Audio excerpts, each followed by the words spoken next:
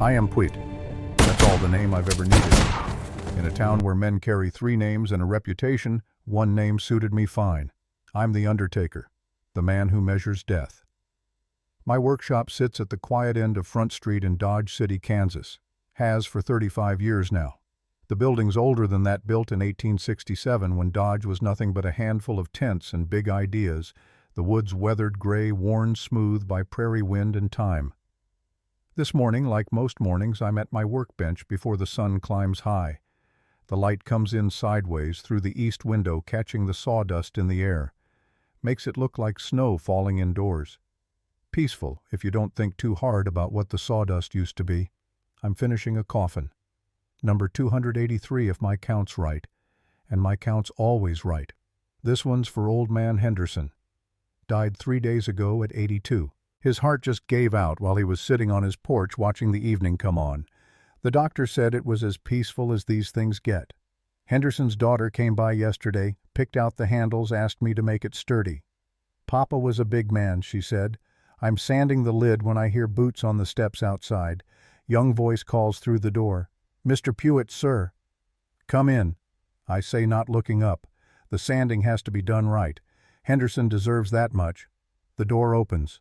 It's Tommy Breslin's 16 years old apprentice at the telegraph office. Good kid, serious about his work, which is rare at that age. Morning, sir, Tommy says. He takes off his hat, which his mother taught him, stays near the door, which the coffin taught him. People don't like getting too close to my work. Morning, Tommy. Your mother, well? Yes, sir. She sent over a pie last week. Apple. Did you get it? I did get it. Ella Breslin's been sending me pies every few months since her husband died. I made John Breslin's coffin in 1884. Made it careful with all the dignity the man deserved. Ella never forgot. Got it, I say. Tell her it was the best thing I ate all month. Tommy grins. Then he sees what I'm seeing, the 3 small marks carved into the edge of my workbench. They're not much. Just 3 lines each, about an inch long, cut into the wood grain. You wouldn't notice them unless you were looking. Tommy's looking. What are those, Mr. Puit? I set down the sandpaper, brushed the dust off my hands.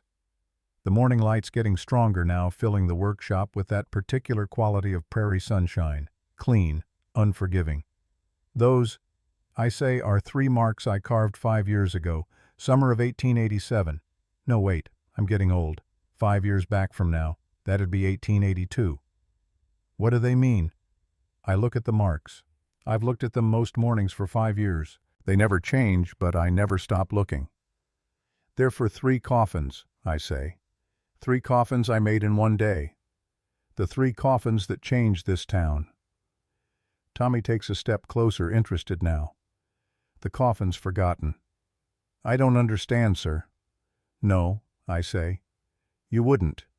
You were, 11 years old in 1882. You remember much about that summer. He thinks. Not really, just that it was hot, and Mama wouldn't let me go outside much for a few days. Your Mama was smart. A lot of mothers kept their children inside that week. Why? I stand up slow. My knees aren't what they used to be. Cross to the window and look out at Front Street. It's Tuesday morning, quiet, normal. People going about their business. Mrs. Chen sweeping the boardwalk in front of the general store. Roar unlocking the hardware shop. The stage is due in around noon and the hotel's putting out fresh flowers. This is what Front Street should look like. This is what Front Street didn't look like for 4 years. Let me tell you about the summer of 1882, I say. Pull up that stool. This'll take some time. Tommy sits.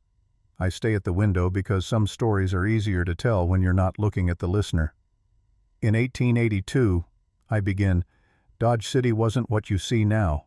Oh, it looked the same buildings, same streets, but it felt different.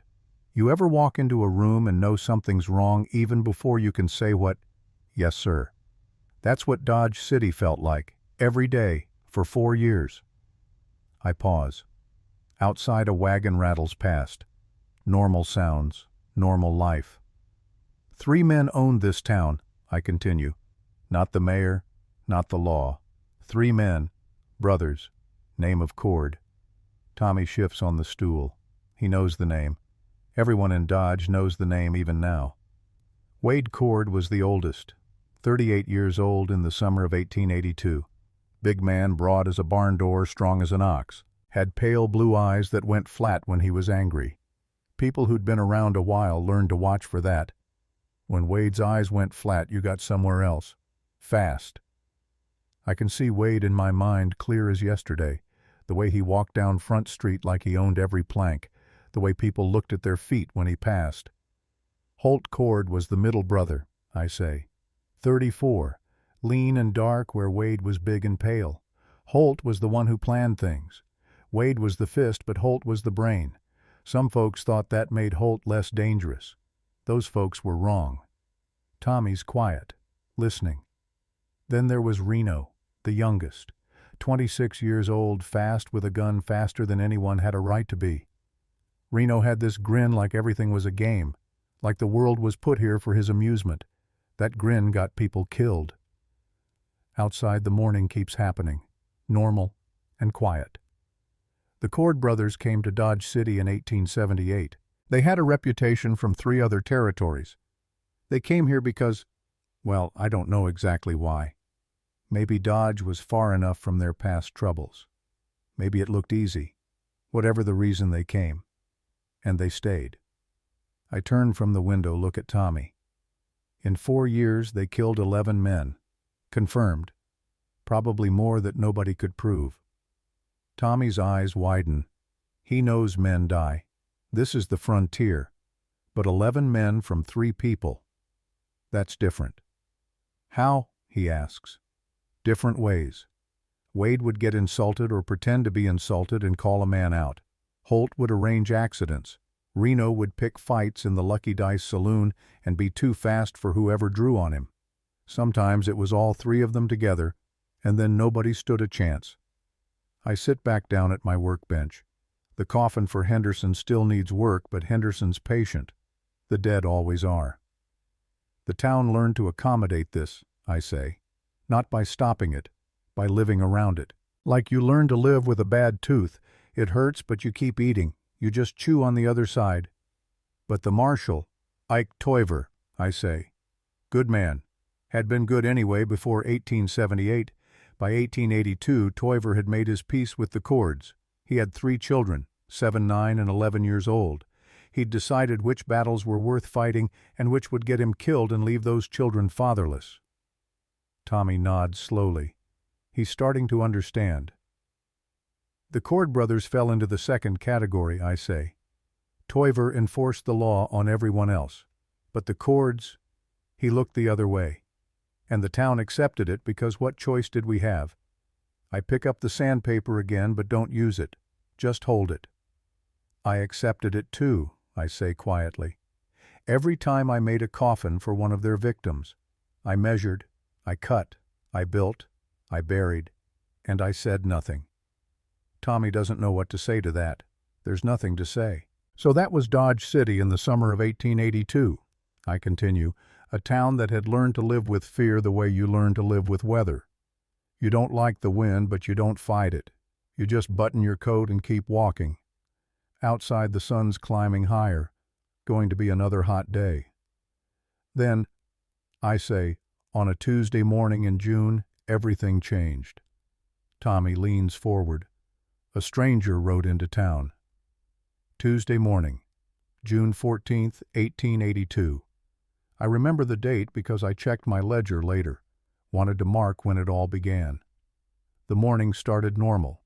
I was in the workshop early working on a coffin for Mrs. Patterson's mother. Natural death, old age. Those were my favorite jobs, if an undertaker can have favorites. Making a box for someone who'd lived a long life and died peaceful. Around 8 o'clock I heard hoofbeats on Front Street. Not unusual. Dodge City's at the end of the cattle trail from Texas. People ride in all the time. But something made me look up. Can't say what. Maybe the rhythm of the hoofbeats. Maybe just instinct. But I set down my tools and went to the window.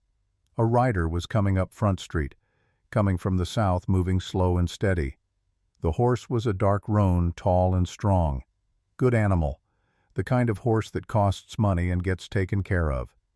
Its ears were forward alert, watching everything. The rider wore black. Full black dress hat, even the saddle blanket. In the summer heat, that was a choice. A statement. I couldn't see the rider's face under the hat brim, but I could see the way they sat the horse. Straight. Calm.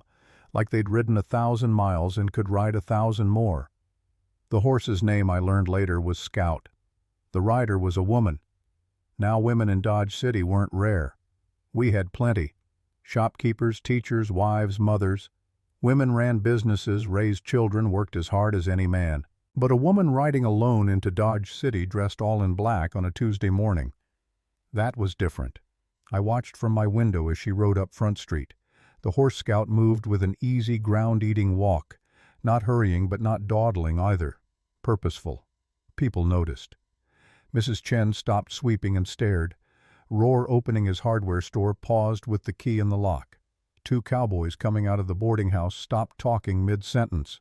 The woman didn't seem to notice the attention, or didn't care. She rode past the Lucky Dice saloon. 3 horses were tied out front, had been there since last night, which meant the Cord brothers were still inside. They usually stayed until 9 or 10 in the morning, playing cards, drinking, holding court. Scout's ears went full forward when they passed the Lucky Dice. I saw that from my window. Saw the horse's attention sharpen. Saw the woman's hand drop casual-like to rest near her saddle. Then they moved on. Past the saloon, past the hotel, past the freight office. The woman turned Scout toward the far end of Front Street, away from the Lucky Dice horses. Found a hitching post with good visibility in 4 directions. Dismounted smooth as water. She spent a moment with the horse. Hand on Scout's neck, saying something too quiet to hear. The horse settled, but stayed alert. Watching. Then the woman walked toward Hannigan's diner. That's when I knew something was different about her. It wasn't the black dress, though, that marked her as a widow. It wasn't the way she moved, though she moved like someone who'd spent a lot of time alone and learned to rely on herself. It was something else. Something in the quality of stillness she carried. I'd seen that stillness before. In men who'd been in a lot of fights and survived. Men who'd learned that the fastest move is the one you don't make until it's time. The woman in black had that stillness, and she was walking straight toward the one place in Dodge City where trouble lived. Hannigan's diner sat midway down Front Street. Small place, maybe 10 tables, served breakfast and lunch. Good coffee, decent eggs. Hannigan himself was a nervous man, thin as a rail, who'd learned over the past 4 years to read situations fast and keep his mouth shut. The Cord brothers had a table there. Not officially theirs, of course. Hannigan never said, "This table is reserved for the Cords." Didn't have to. Everyone knew. The back corner table where you could see both doors and had your back to the wall. 11 men had sat at that table by mistake in the past 4 years. 11 men had stood up and apologized. The woman in black walked into Hannigan's at 8:15. I didn't see this part myself, but Roar told me later, and Roar was there having breakfast at the counter. Roar's a careful observer. Has to be when you've lived under the Cords for 4 years. You learn to watch. This is what Roar saw. The woman came through the door. Didn't hesitate, didn't look around like most strangers. Just walked straight to the back corner table and sat down. At Wade Cord's table. The diner went silent. Not gradually. Instantly. One moment there was the normal breakfast noise, forks on plates, coffee cups, clinking, low conversation. The next moment, nothing. The woman didn't seem to notice. She took off her hat, wide-brimmed, dusty from travel, and set it on the empty chair beside her. Her hair was dark, pulled back simple. Her face was weathered from sun and wind, hard to say if she was 30 or 40. Hannigan stood behind his counter, frozen. His eyes went to the door, then back to the woman, then to the door again. The door to the kitchen opened. Wade Cord walked out. Wade Cord at 8 in the morning was a particular sight. Big man, heavy with muscle and meanness. He'd been up all night at the Lucky Dice, but you couldn't tell. Wade didn't show tiredness like normal people. He just showed anger, or not anger. Right now, seeing someone at his table, he was showing the in-between. Not angry yet, just noticing. Behind Wade came Holt, lean, dark, moving with that economy of motion he had. Holt took in the situation in one glance, woman at the table. Hannigan frozen, everyone watching. Holt's eyes narrowed, just slightly. Then Reno came through the door, bumping into Holt's back because he wasn't paying attention. Reno was grinning about something. The grin died when he saw where everyone was looking. Wade walked to the table, stood over it, said nothing. This was his preferred opening. The silence that usually accomplished everything without requiring further effort. The woman turned a page of the newspaper she'd picked up from the table. She'd helped herself to someone's abandoned paper. Didn't ask. Wade waited. His pale blue eyes were still but not flat yet. Not angry. Still waiting. The woman read the newspaper. Rohr, watching from the counter, said later that he counted to 20 in his head. 20 seconds of Wade Cord standing there waiting for this woman to acknowledge him. She didn't. Finally Wade spoke. "That's my table." His voice was quiet, almost conversational. The woman looked up from the newspaper, not at Wade, at Hannigan. "Coffee, please," she said. Her voice was calm. No accent Rohr could place, just plain American English, the kind you hear anywhere from Missouri to Montana. Hannigan didn't move. Couldn't move. His eyes went to Wade, asking permission. Wade's jaw tightened. "I said," Wade repeated, still quiet, "that's my table." "There are other tables," the woman said. She went back to the newspaper. The diner's silence got deeper. Rohr said it felt like being underwater, like pressure building in your ears. Wade's eyes started to go flat. Holt stepped forward, put a hand on Wade's arm. Light touch, but deliberate. "Leave it," Holt said, voice low. "She's nobody." Wade looked at his brother, then back at the woman, at the worn black dress, the dusty appearance, the newspaper held with hands that weren't shaking. "Nobody," Wade agreed, but he didn't sound sure.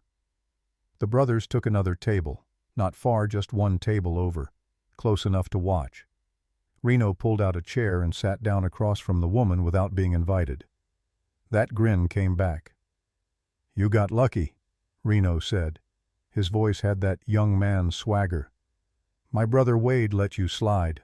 That doesn't happen much." The woman looked at Reno over the newspaper. Just looked. 3 seconds, maybe 4.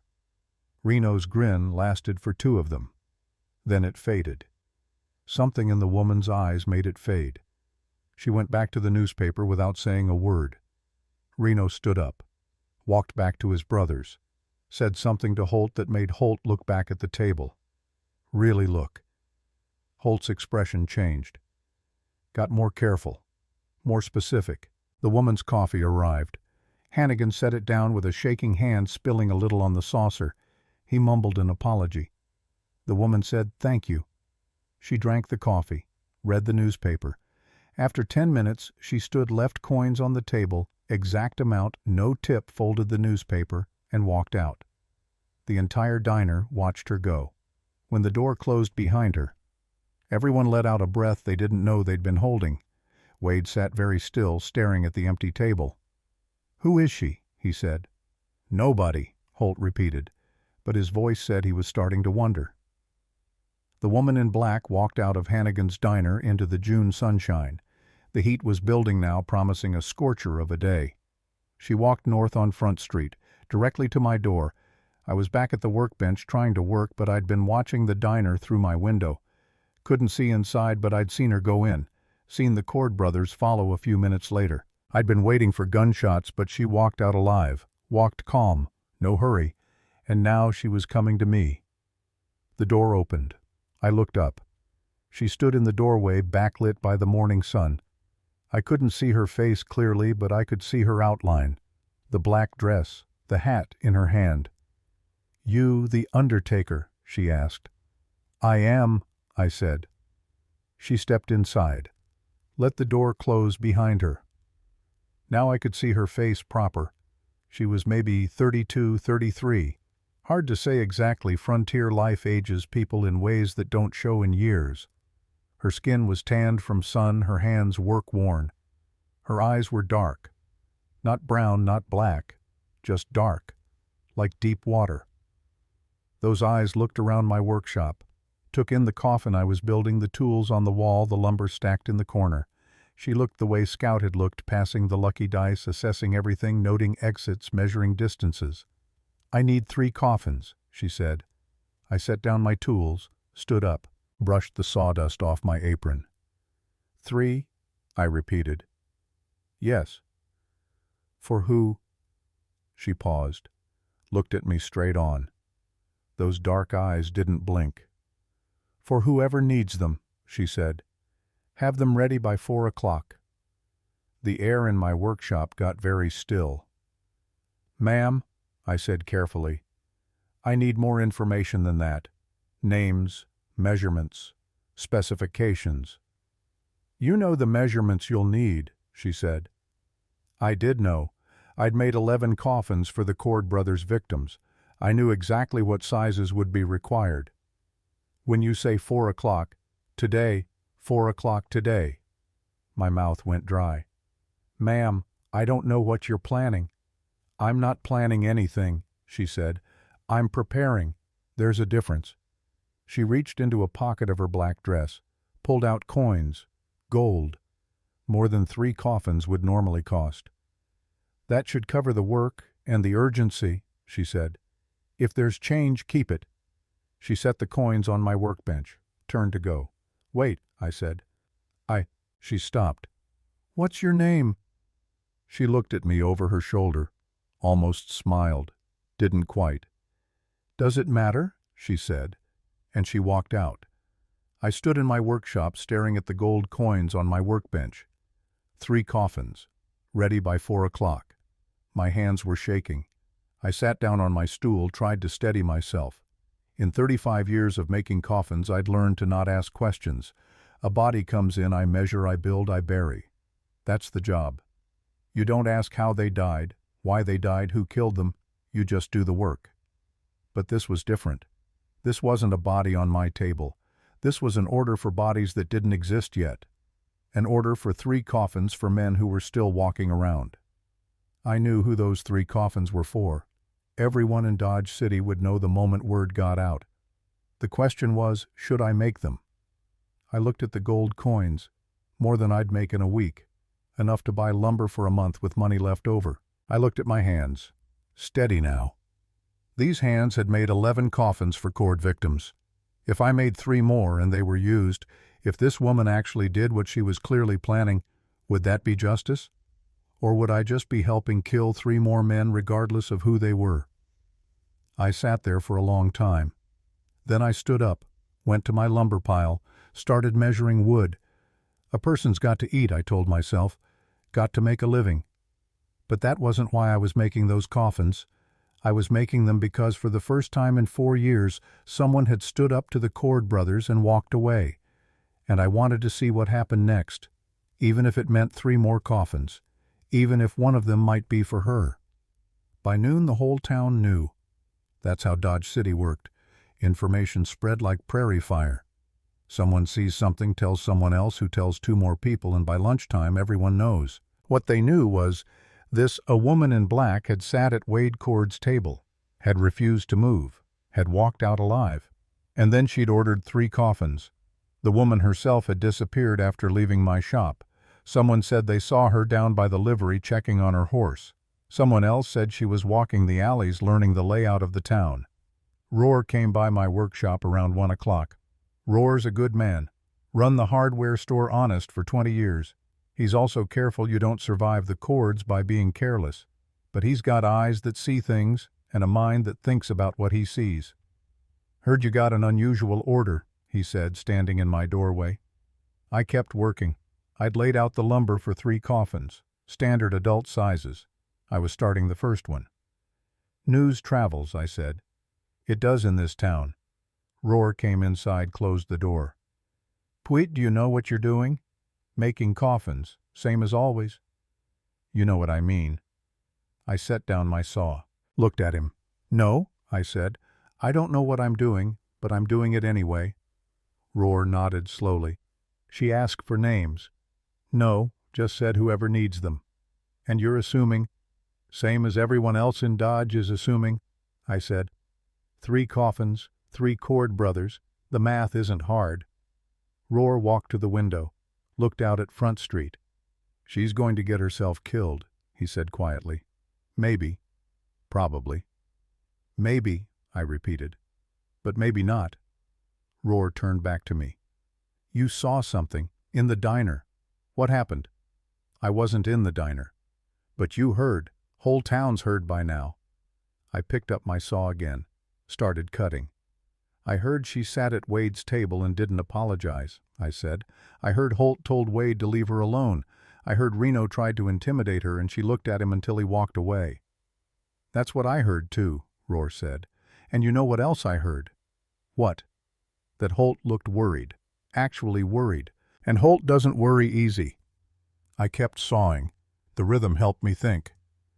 What do you think she is? Roar asked. Lawman bounty hunter. Don't know. She have a badge? Didn't see one. Gun? Couldn't tell under the dress, but I'd bet on it. Roar was quiet for a moment. Then, Puit, if she tries what everyone thinks she's going to try, she's outnumbered. Wade, Holt, Reno, plus at least 4 regulars they keep on hand. That's 7 against 1. I can count. So can she probably, which means either she's crazy or she knows something we don't. I stopped sawing, looked at the wood. Good pine. Would make a decent coffin. Or, I said, she just doesn't care about the numbers. Everyone should care about numbers like that. Should, I agreed, but some people don't. Roar shook his head, started for the door, stopped with his hand on the handle. The cords are talking to each other right now, he said. At the Lucky Dice. Been there since they left Hannigan's. Word is they're trying to figure out who she is. They figure it out yet. Not that I heard, but they will. The cords don't like mysteries, and they really don't like being challenged. I know. By 4 o'clock they're going to respond. They have to. I know that too. Roar opened the door, paused. You really making all 3? He asked. I am. Hope you counted right. I always do, I said, and I did hope. Hope I'd counted right.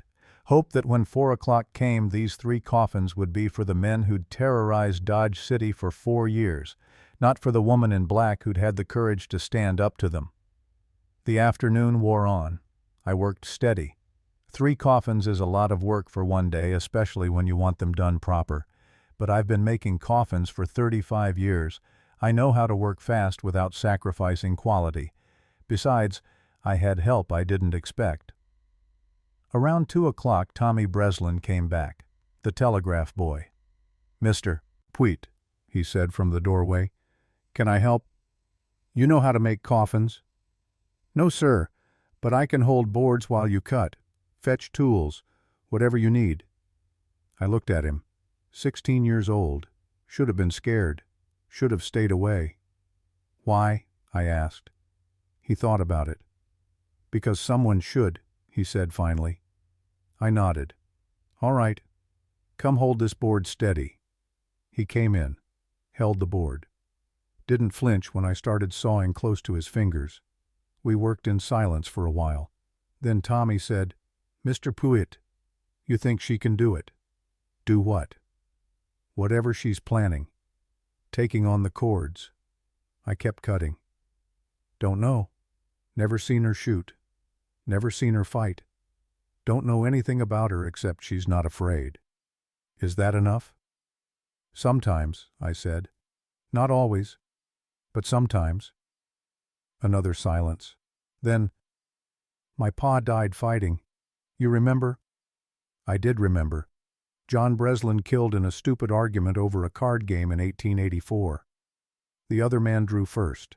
John drew faster, but the other man's friend shot John from behind before John could even turn around. I remember, I said. Mama says Pa died for nothing, Tommy said quietly. Says he should have walked away. Says being brave doesn't matter if you're dead. Your mama's probably right. But you're making the coffins anyway. I stopped cutting, looked at Tommy. Yeah, I said. I am. Why? I thought about how to answer, How to explain to a 16-year-old boy why a 47-year-old man who should know better was helping a stranger prepare for what was probably suicide. "Because I've made 11 coffins for people the Cords killed," I said finally. "And I'm tired of it. If there's even a chance this woman can stop it, I want to help. Even if it means making her coffin too. Even then, at least she'll have chosen her fight. The people in those other 11 coffins didn't choose anything. They were just in the wrong place or said the wrong thing or looked at someone wrong." Tommy nodded, held the board steady while I finished the cut. We worked through the afternoon. The 3 coffins took shape. Simple boxes but well made, tight joints, smooth sanding. By 3:30 they were done. I stood back and looked at them. 3 coffins in a row against my workshop wall. 2 were the same size, medium. 1 was bigger. Wade's would need to be bigger. "What now?" Tommy asked. "Now we wait," I said. We waited. At 3:45 the door opened. The woman in black stood there. Scout was tied outside, already saddled, ready to move fast. She looked at the 3 coffins, nodded once. "Good work," she said. "Thank you." "Ma'am," I said, "can I ask you something?" "You can ask." "Are you sure about this? About whatever you're planning?" She looked at me with those dark eyes. "I'm sure. It's 7 against 1, maybe more." "I know." "And you think you can—" "I don't think anything," she said. "I know what needs to be done, so I'm doing it." She reached into her dress pocket, pulled out a small piece of folded paper, held it out to me. I took it, unfolded it. It was a name, written in careful handwriting. "Sarah Whitmore," I read out loud. "Age 3. I looked up. The woman's face hadn't changed, but something in her eyes had. "I made a coffin for a child with that name," I said slowly. 4 years ago, June 1878. "I know," she said. "I'm her mother." The workshop went very quiet. "The family left town after," I said, remembering. "Young couple. They'd just been passing through when the girl got sick." "We left," she agreed. "We shouldn't have, but we did. And now you're back." "Now I'm back." She turned to go, stopped in the doorway. "Mr. Puit," she said, not looking back. "When this is over one way or another, I want you to do something for me." "What's that?" "Tell people the truth about what happened here. Not the legend, not the story that'll get told in saloons. The truth. Can you do that?" "Why me?" "Because you're the one who measures death," she said. "You know how to count, and you don't lie about the numbers." Then she walked out into the late afternoon sun. I stood there with the paper in my hand. Sarah Whitmore, age 3. I looked at Tommy. He was staring after the woman, his young face pale. "Mr. Puit," he said, "that was 4 years ago." "It was. She waited 4 years. Seems like." Why wait so long?" I folded the paper carefully, put it in my pocket. "Don't know," I said, "but she's not waiting anymore." Outside Front Street was emptying. People were going inside, locking doors, closing shutters. The whole town knew. 4 o'clock was coming, and when it came, Dodge City was going to find out if 3 coffins were enough, or if we'd need 4. The woman in black left my workshop at 3:45. I watched her through the window as she untied Scout from the hitching post, watched her run a hand down the horse's neck, saying something too quiet to hear. Scout's ears swiveled back, listening, then forward again, alert. She didn't mount up, just stood there for a moment, one hand on the saddle, looking north up Front Street toward where it ended at the edge of town. Beyond that, the cemetery. Then she started walking, leading Scout, moving slow and deliberate, like she had all the time in the world, like 4 o'clock wasn't coming in 15 minutes. "Where's she going?" Tommy asked from behind me. "Don't know," I said, but I was lying. I knew exactly where she was going, to the grave of Sarah Whitmore, age 3, her daughter. "I need to stop here and tell you something about that grave. About the day I made that coffin 4 years before the woman in black came back to Dodge City. It was June 1878. Hot like 82 would be. The kind of heat that makes you stupid if you're not careful. A young couple had ridden into town 3 days earlier. Man and wife, maybe late 20s. They had a little girl with them, maybe 3 years old. Pretty child. Dark hair, her mother's eyes. They were heading to California.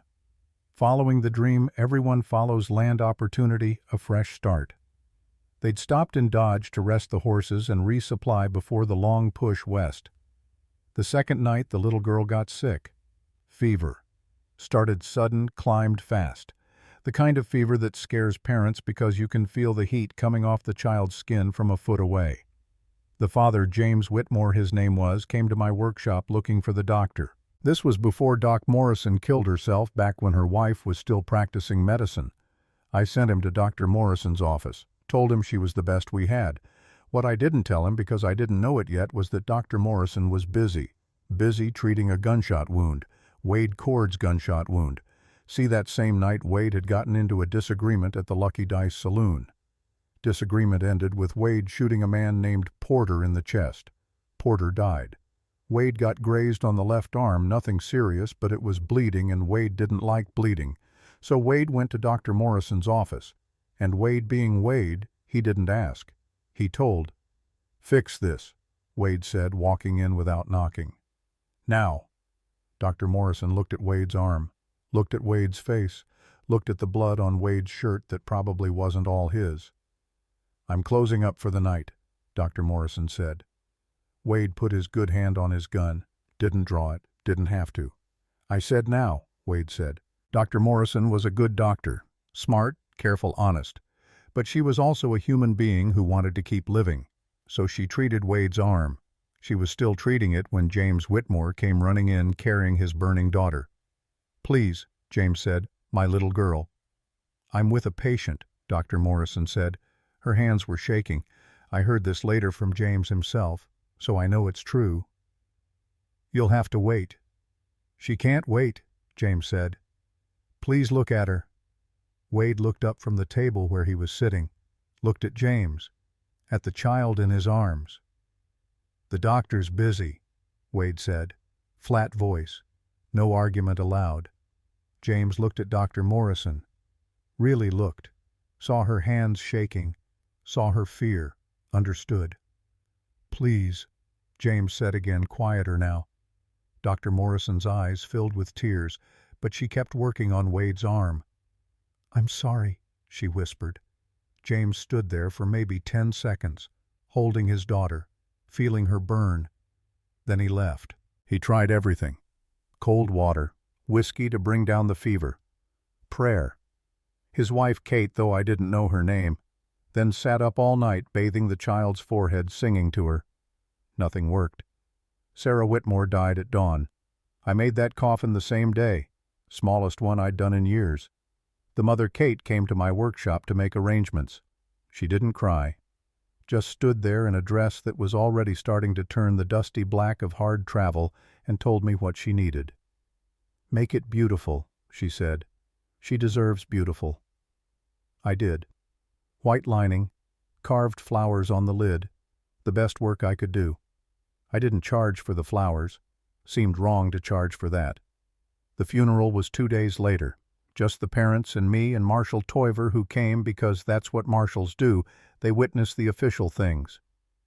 James Whitmore buried his daughter in the Dodge City Cemetery, 3 years old. Died of fever that probably could have been treated if a doctor hadn't been too scared to help.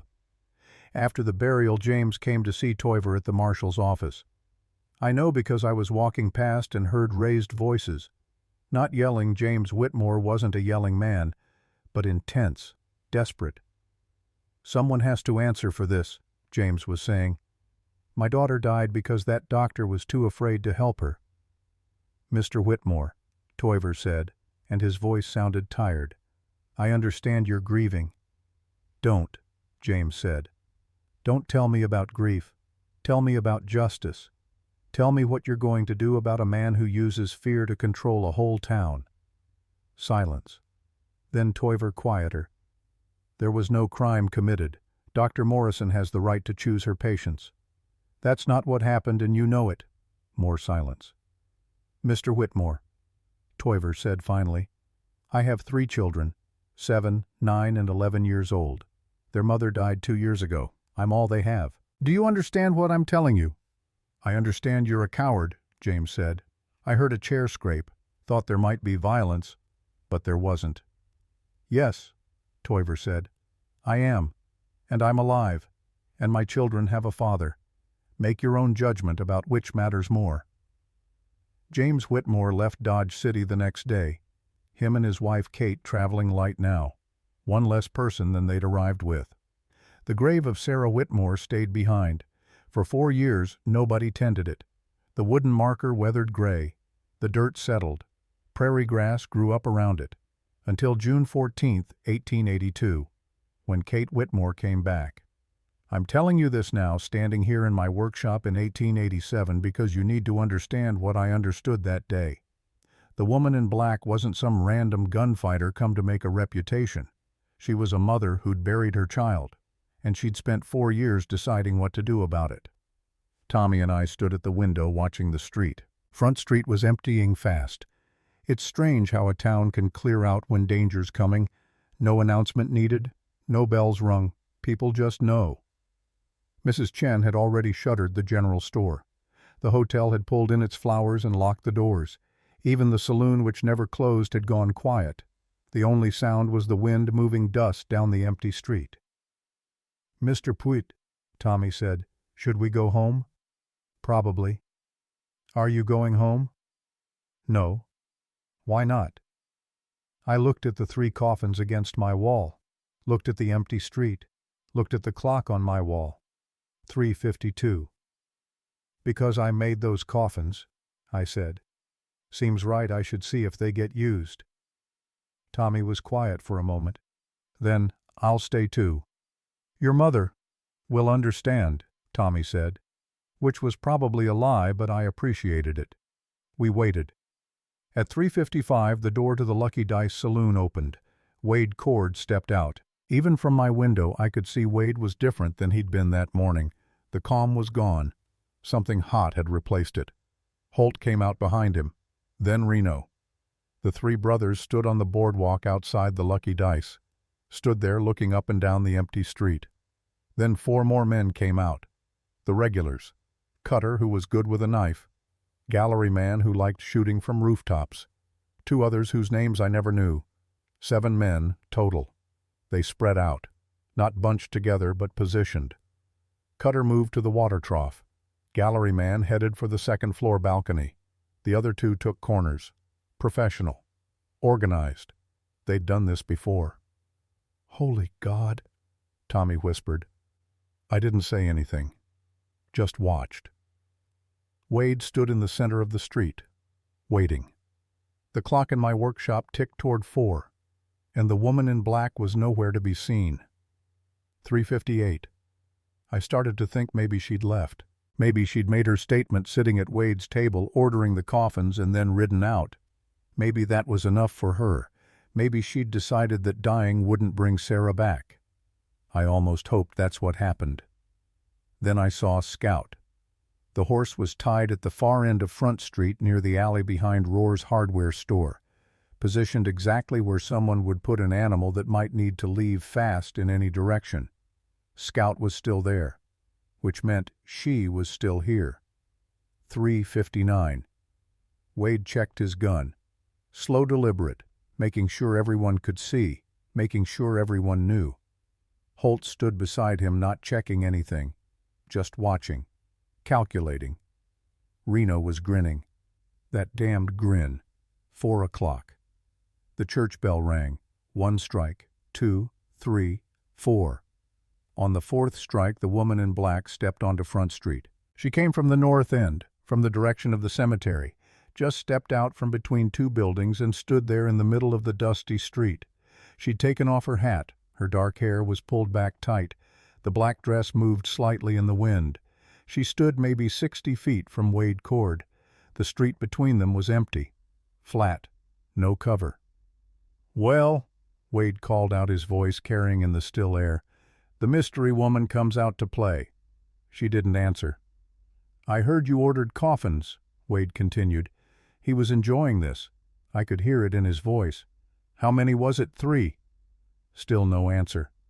Wrong number, Wade said. The woman looked at him, just looked, same way she'd looked at Reno that morning, that steady, unblinking gaze. I don't think so, she said. Her voice was quiet, but it carried. Everyone on Front Street, hiding behind shutters, peeking through curtains, everyone heard her. Wade's smile died. You know who I am? He asked. I know. Then you know this is a mistake. No, the woman said. 4 years ago was the mistake. Today is the correction. Wade's eyes went flat, that pale blue going cold and empty.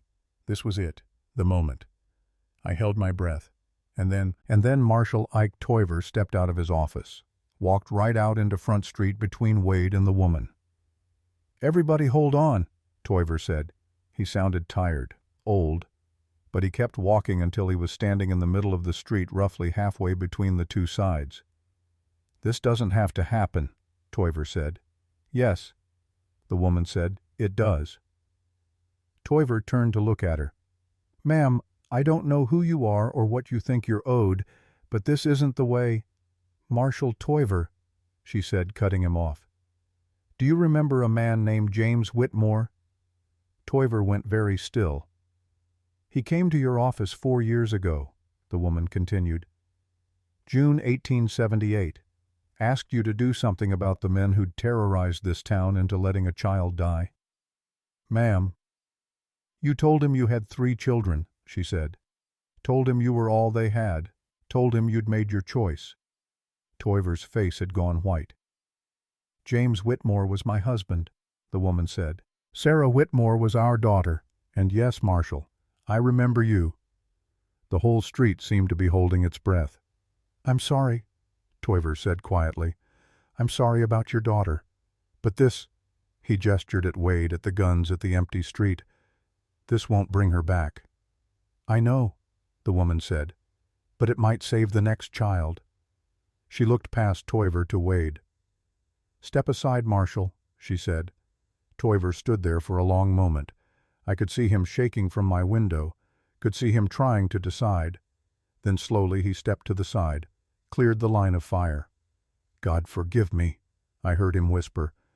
The woman in black faced Wade Cord with nothing between them but 60 feet of empty street and 4 years of waiting. Last chance, Wade said. Walk away. No, she said, and the street exploded into violence. Wait, I need to stop here, because what I just told you, that's the story everyone in Dodge City will tell you about that day. The showdown, the dramatic confrontation, the moment when justice came to Front Street. But that's not the whole truth. That's the legend, and I promised the woman in black I'd tell the truth. So let me go back. Let me tell you what really happened that afternoon. Not the 4 o'clock showdown that comes later. Let me tell you about the hours before, the preparation, the moments that nobody saw, the parts that matter more than the gunfight. After the woman left my workshop at 3:45, no wait, I'm getting ahead of myself again.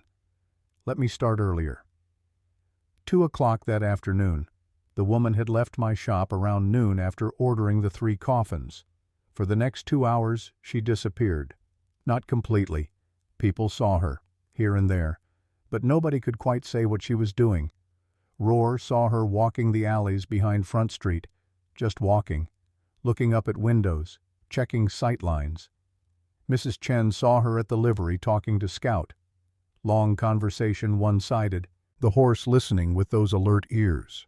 Someone else saw her at the edge of town looking back at Dodge City like she was memorizing it. But what nobody saw, what I didn't learn about until later, was what she did at 2:15. She went to the cemetery. The Dodge City Cemetery sits on a low hill north of town.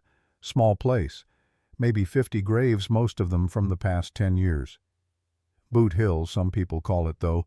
That's just borrowing from Tombstone's fame. Sarah Whitmore's grave is in the back corner, away from the main paths. Easy to miss. The woman, Kate, her name was Kate Whitmore, found the grave without trouble. 4 years of weather had worn the wooden marker. The name was fading, but it was still readable. Sarah Whitmore, 1875 to 1878. Beloved daughter. Kate knelt beside the grave, set down a bundle of wildflowers she'd picked somewhere between my shop and here, and she talked to her daughter. I know because Roar followed her. Not to spy, Roar's not that kind of man, but to make sure she was safe, to make sure the Cords didn't send someone after her.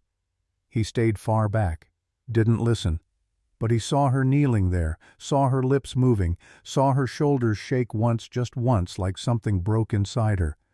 Then she put both hands flat on the dirt of the grave, stayed like that for maybe 5 minutes. When she stood up, Roar said her face was different, harder, like she'd made a final decision and burned all the bridges behind her. She walked back toward town without looking back. At 2:30 she did something nobody expected. She went to see Marshal Toiver, walked right into his office like she owned it. Toiver looked up from his desk, saw her, went pale. "Ma'am?" he said, standing up. "I don't think—" "Sit down, Marshal," Kate said. Her voice wasn't loud, wasn't angry, just certain. The voice of someone who knew she'd be obeyed. Toiver sat. Kate closed the door behind her, stood there looking at him. "Do you remember me?" she asked. "No, ma'am. Should I? June 1878. You met my husband, James Whitmore." Recognition hit Toiver like a slap. He actually flinched. "Oh, God," he whispered. "My husband came to you asking for justice," Kate said. "You told him you had 3 children, that you'd made your choice." "Ma'am, I'm not here for an apology," Kate said. "I'm here to ask you a question." Toiver waited.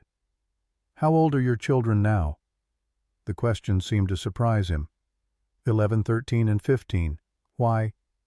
"Older than my daughter will ever be," Kate said. "But still children." "Yes." "And you're still choosing them over your duty." It wasn't a question, but Toiver answered anyway. "Every day," he said. "Every single day for 4 years I choose them, and I'll keep choosing them." Kate nodded slowly. "I understand. I'd have chosen Sarah over anything, over everything." She walked to the window, looked out at Front Street. "But here's the thing, Marshal," she said. "Your choice only works if the Cord brothers let it work. If they decide one day that they want something from you, your office, your compliance, your silence about something worse, what will you do?" "I'll deal with that when it comes." "It's already come," Kate said. "You just haven't admitted it yet." She turned back to face him. "How many people have the Cords killed since my daughter died?" Toiver's jaw tightened. "I don't—" 11, Kate said. "I asked around this morning. 11 confirmed deaths. Probably more you couldn't prove. I can't arrest them without evidence." "You don't arrest them even with evidence," Kate said. "Everyone knows Wade shot Porter. Everyone knows Holt arranged that accident at the mill. Everyone knows Reno killed those 2 cowboys last month." Toiver said nothing. "You made your choice," Kate said. "To protect your children. I understand. But understand this, every child in Dodge City is less safe because of your choice, including yours." "My children are fine." "For now," Kate said. "But what happens when they're old enough to challenge the Cords, when your son gets in an argument with Reno, when your daughter catches Wade's attention?" Toiver stood up fast, his chair scraped back. "Don't," he said, voice shaking. "Don't you dare." "I'm not threatening them," Kate said quietly. "I'm telling you the truth you already know. You can't protect them forever by being afraid. Eventually the fear runs out, and then you have nothing left." She moved toward the door, stopped with her hand on the handle. "I'm going to face Wade Cord at 4 o'clock today," she said. "On Front Street. He'll have his brothers. He'll have his guns. It'll be 7 against 1, maybe more." "You'll die," Toiver said. "Maybe. Or maybe I'll win. But either way, Marshal, you're going to have to decide something." "Decide what?" "Whether you want to be the man who stood aside while a woman did your job," Kate said. "Or whether you want to be the man your children can be proud of." She opened the door. "One more thing," she said. "Send for the territorial judge. Tell him the situation in Dodge City is resolved and his presence is required for sentencing." "Sentencing? You haven't—" "I will have," Kate said. "By the time he gets here. Send for him today. That's all I'm asking. And if I don't, then you'll spend the rest of your life explaining to your children why you didn't."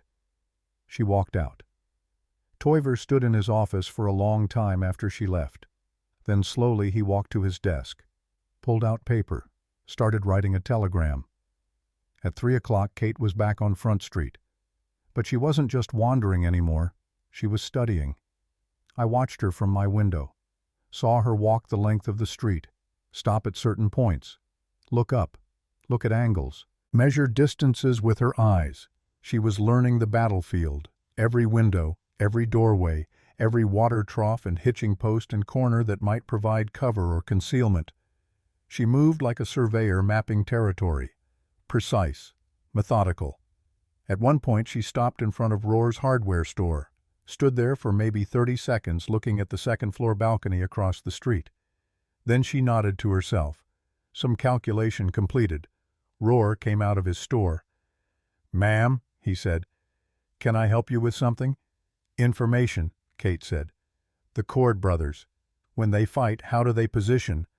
Rohr looked around nervously. "Ma'am, I don't think—" "I'm not asking you to fight," Kate said. "Just to tell me what you've seen."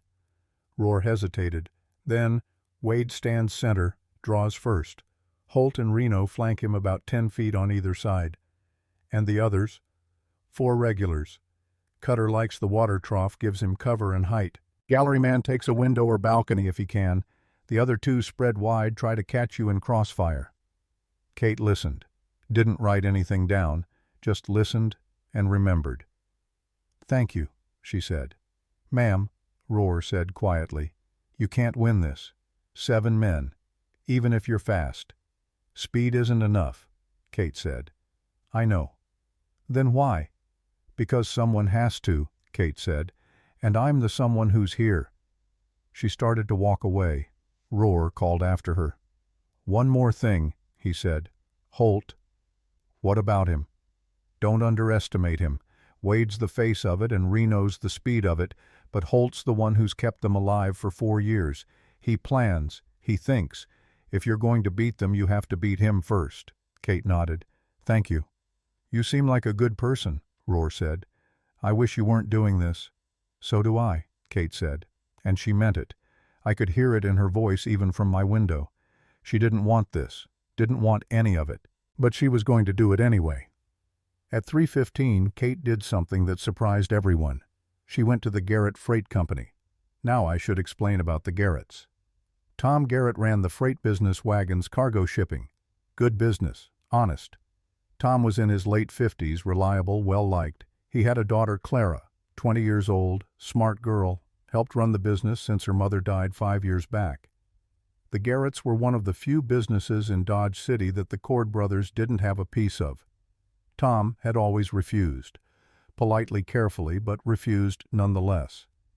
Wade didn't like that.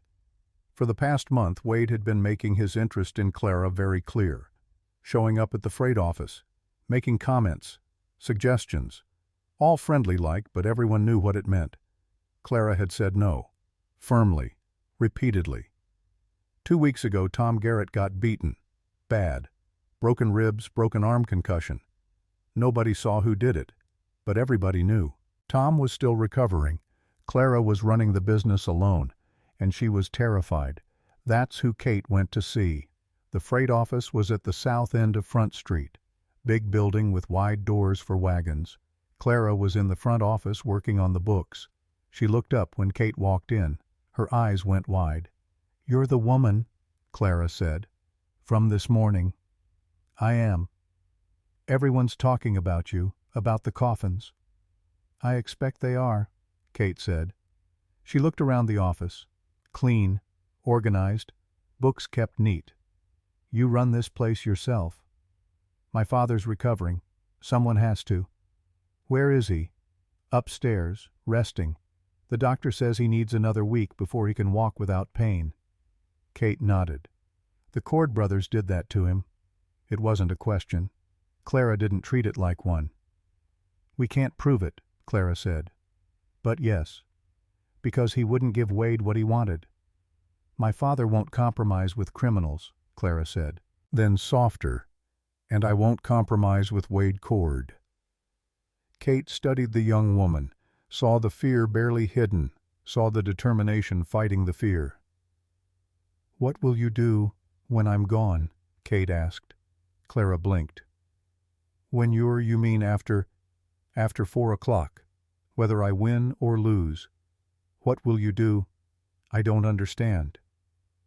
If I win, Wade will be dead or arrested, but Holt and Reno might survive, and even if they don't, other men like them will come. There's always another Wade Cord, so what will you do? Clara sat down slowly. I don't know. Kate walked to the window, looked out at Front Street. My daughter was 3 years old when she died, Kate said. She got sick, needed a doctor. The doctor was too afraid to help because Wade Cord needed treatment for a scratch. Clara drew in a sharp breath. I wasn't brave enough then, Kate continued. I let my husband handle it. I let him talk to the marshal. I let him try to do the right thing through proper channels. And when that failed, I left. We both left. Ran away. She turned back to Clara. 2 months later, my husband died. Not from sickness, from grief, from the weight of knowing he'd failed our daughter, from the guilt of choosing to leave instead of fight. I'm sorry, Clara whispered. Don't be sorry, Kate said. Learn. Learn that sometimes leaving doesn't save you. Sometimes it just delays the reckoning. She walked to the desk, pulled a small pistol from inside her dress, set it on the desk in front of Clara. Do you know how to use this? Kate asked. No. Then learn, today. Ask someone to teach you, because if I'm not here tomorrow, you'll need it. Clara stared at the gun. I can't. You can, Kate said. You have to, because your father can't protect you anymore, and I won't be here to do it. She started for the door. Wait, Clara said. Why are you doing this? Really? Kate stopped, thought about the question. Because 4 years ago I sat in a hotel room holding my dying daughter, she said, and I prayed for someone to help us. Anyone. And nobody came. She looked back at Clara. I can't save my daughter, Kate said, but maybe I can make sure the next mother who prays gets a different answer. She walked out into the afternoon heat. Behind her, Clara picked up the pistol with shaking hands. At 3:30, Scout alerted. I saw it from my window. The horse's ears went straight forward, head came up, focused on something down the street. Kate was standing near the horse. She saw it too. Put a hand on Scout's neck, followed the horse's gaze. 3 men were walking down Front Street toward her. The Cord brothers.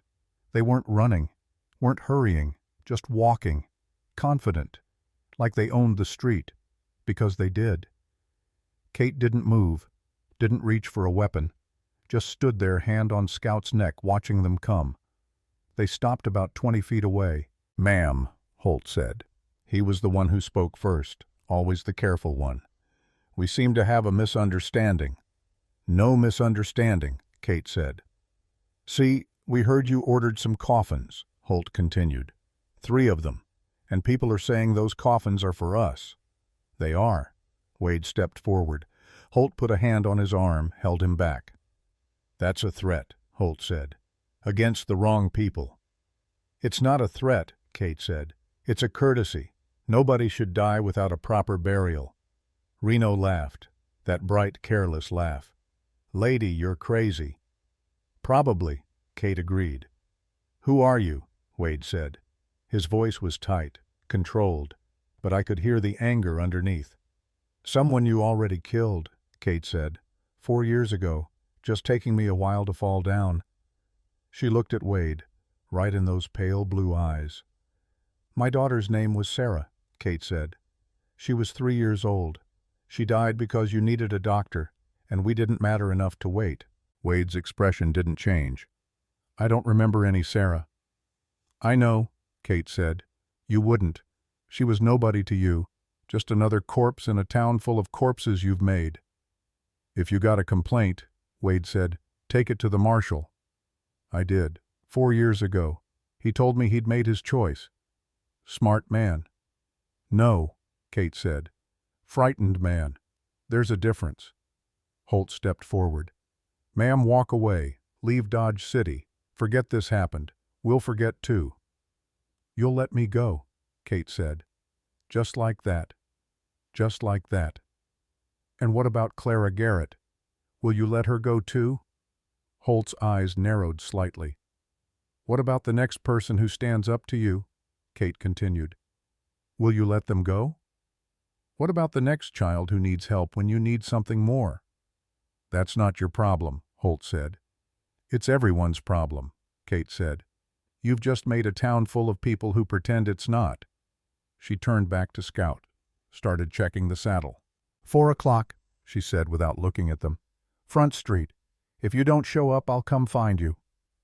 Wade's hand dropped to his gun. Holt grabbed his wrist. No, not here, not now. She just threatened us, Wade growled. And she's giving us time to prepare, Holt said. Which means she thinks she can win. Which means we need to know why. He looked at Kate.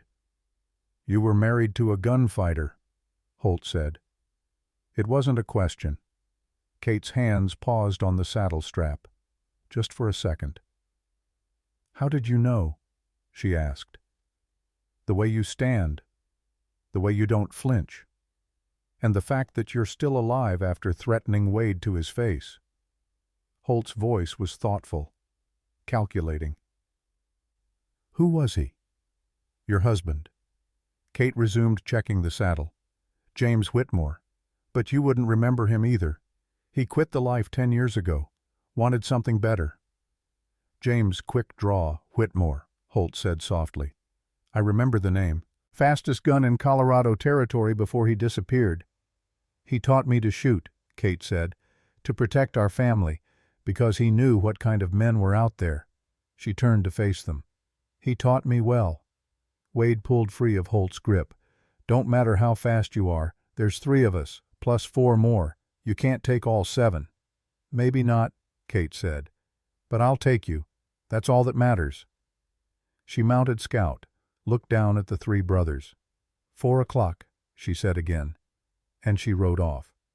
Wade watched her go. Then he turned to Holt. We're going to kill her, Wade said. Obviously. No, I mean kill her bad. Make an example. Wade, Holt said quietly. She's James Whitmore's widow. She's been trained, and she's not afraid to die. That makes her the most dangerous person we've ever faced. She's one woman, Wade said. Yes, Holt said. One woman who's been planning this for 4 years, while we've gotten comfortable. Lazy. He looked at Reno. Get Cutter and Gallery man. Tell them 4 o'clock. Standard positions. But careful. She's studied this town. She knows where we'll be. Reno nodded and left. Wade stared after Kate's retreating figure. I'm going to enjoy this, he said. No, Holt said. You're going to be professional about it. Quick. Clean. No playing. Why not? She's dead either way. Holt was quiet for a moment. Because I think she wants us to play. I think she's counting on it. What do you mean? I mean, Holt said that if James Whitmore trained her, she knows she can't outdraw 7 people. So she's not planning to. She's planning something else. What? I don't know, Holt said. And that worries me. They walked back toward the Lucky Dice. Behind them, Front Street lay empty in the afternoon sun. At 3:45, Kate Whitmore came to my workshop for the last time that day. She looked at the 3 coffins, nodded her approval. Good work, she said. Ma'am, I said, are you sure? I'm sure. But I saw something in her eyes, something that looked almost like sadness. I don't want to die, Mr. Puit, she said quietly.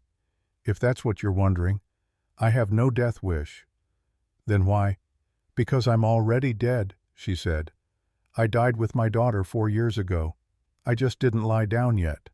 She pulled out that piece of paper, Sarah's name, handed it to me. When this is over, she said. "Tell them the truth." "What truth?" "That I didn't come here for revenge. I came here to teach this town what I learned too late, that silence is complicity, that looking away is choosing, that there's no such thing as a safe coward, just a coward who hasn't met the consequences yet." She walked to the door, paused. "And tell them," she said, "that Sarah deserved better. From all of us." Then she left. I stood there with her daughter's name in my hand. Outside, the clock was ticking toward 4. At 3:55, Holtcord realized something. He was standing in the Lucky Dice with Wade and Reno, making final preparations, checking guns, confirming positions. And he realized he didn't want Wade to win this. The thought came sudden and clear, like a bell ringing. He looked at his brother, at Wade's pale eyes, flat and cold, at the casual violence in every movement. Holt had spent 4 years keeping Wade alive, keeping them all alive, planning, thinking ahead, cleaning up messes. And he was tired. Tired of the killing, tired of the fear, tired of being the brain for a man who only understood force. But more than that, he looked at Reno, at his youngest brother, grinning and eager, 26 years old and already killed 3 men, becoming Wade. And Holt thought, if Wade wins today, Reno will be Wade in 10 years, and the cycle continues. But if Wade loses, maybe Holt could take Reno away, somewhere far from Dodge City, somewhere they could start over. If Wade loses, maybe they all get free. The thought scared him, felt like betrayal, but it stayed. "Holt," Wade said. "You ready?" Holt looked at his brother, the brother he'd followed for 34 years. "Yeah," Holt said. "I'm ready." But he wasn't sure anymore what he was ready for. 4 o'clock came. I watched from my window as the street cleared, watched as Wade and his brothers took their positions, watched as the woman in black stepped out from the north end of town, watched as Marshal Toiver walked out into the space between them.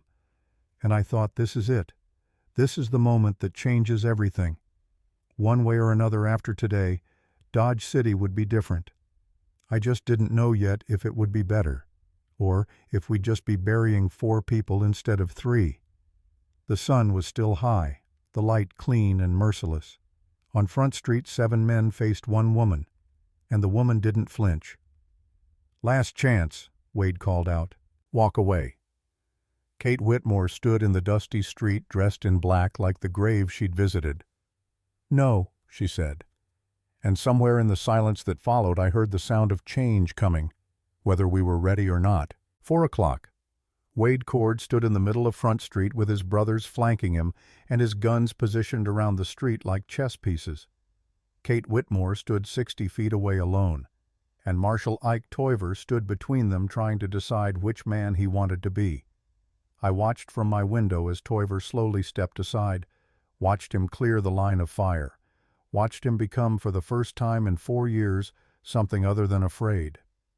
But then, and this is the part the legend always gets wrong, nothing happened. Not immediately. Kate didn't draw. Wade didn't draw. The street stayed frozen in that moment of held breath, because Holt Cord stepped forward, not toward Kate, toward Wade. "Wait," Holt said.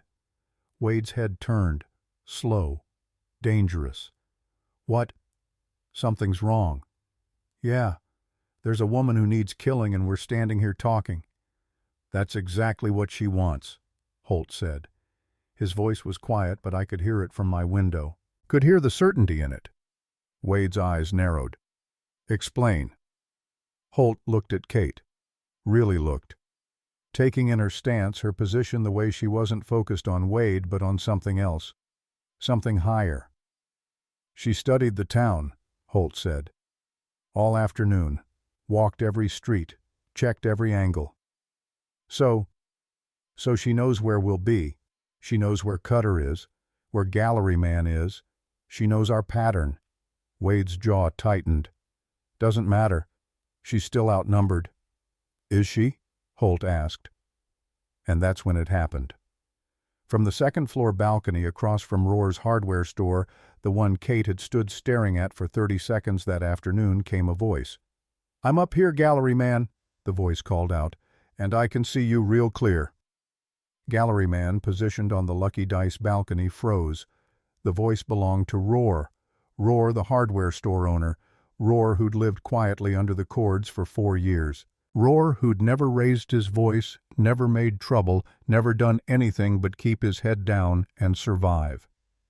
Roar was standing on a balcony with a rifle pointed at Gallery man.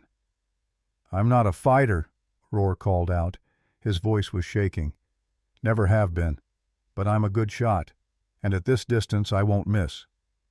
The street went silent. Then another voice, this one from the roof of the general store. "Cutter," the voice said, "I see you by the water trough." It was Mrs. Chen, 65 years old, half the size of Cutter, with her own rifle. "You move," Mrs. Chen said. "I shoot. Understand? I couldn't breathe. Couldn't move. Just stood there staring. The town was standing up." Wade spun, looking for the voices. His hand dropped to his gun. "Don't," Kate said. Her voice cut through the confusion. Calm, clear. Wade turned back to her. "You planned this," he said. "No," Kate said. "I just gave them permission." "Permission? To stop being afraid," Kate said. "I told them the truth. You're just 3 men. Take away the fear and that's all you are." Wade's face went dark. "Holt, Reno, take them out." But Holt didn't move. Wade looked at his brother. "I said, I heard you," Holt said quietly. "Then do it."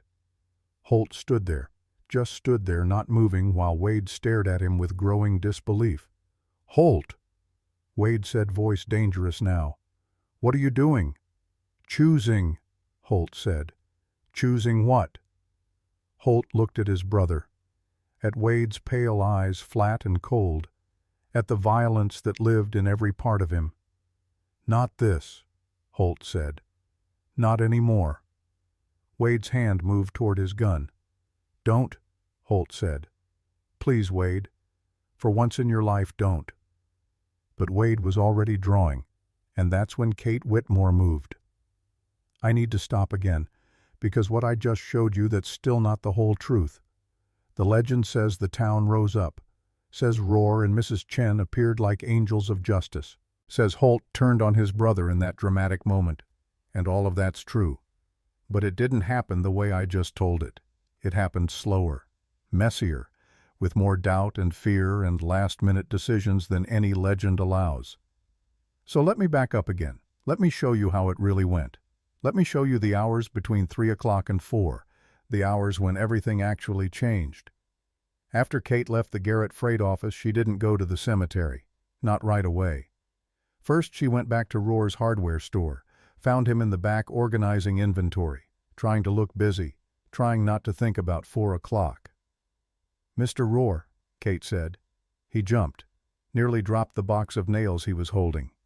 "Ma'am," he said, "you shouldn't be here. If the cords see—" "They won't. They're at the Lucky Dice planning." "Planning to kill you?" "Yes." Roar set down the box, looked at her with tired eyes. "Why are you really doing this?" he asked. "And don't tell me it's about your daughter. That's part of it, I know. But there's something else." Kate was quiet for a moment.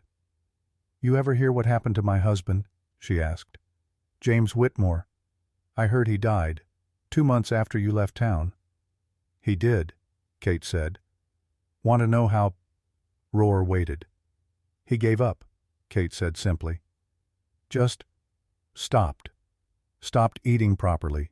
Stopped sleeping. Stopped caring whether he lived or died."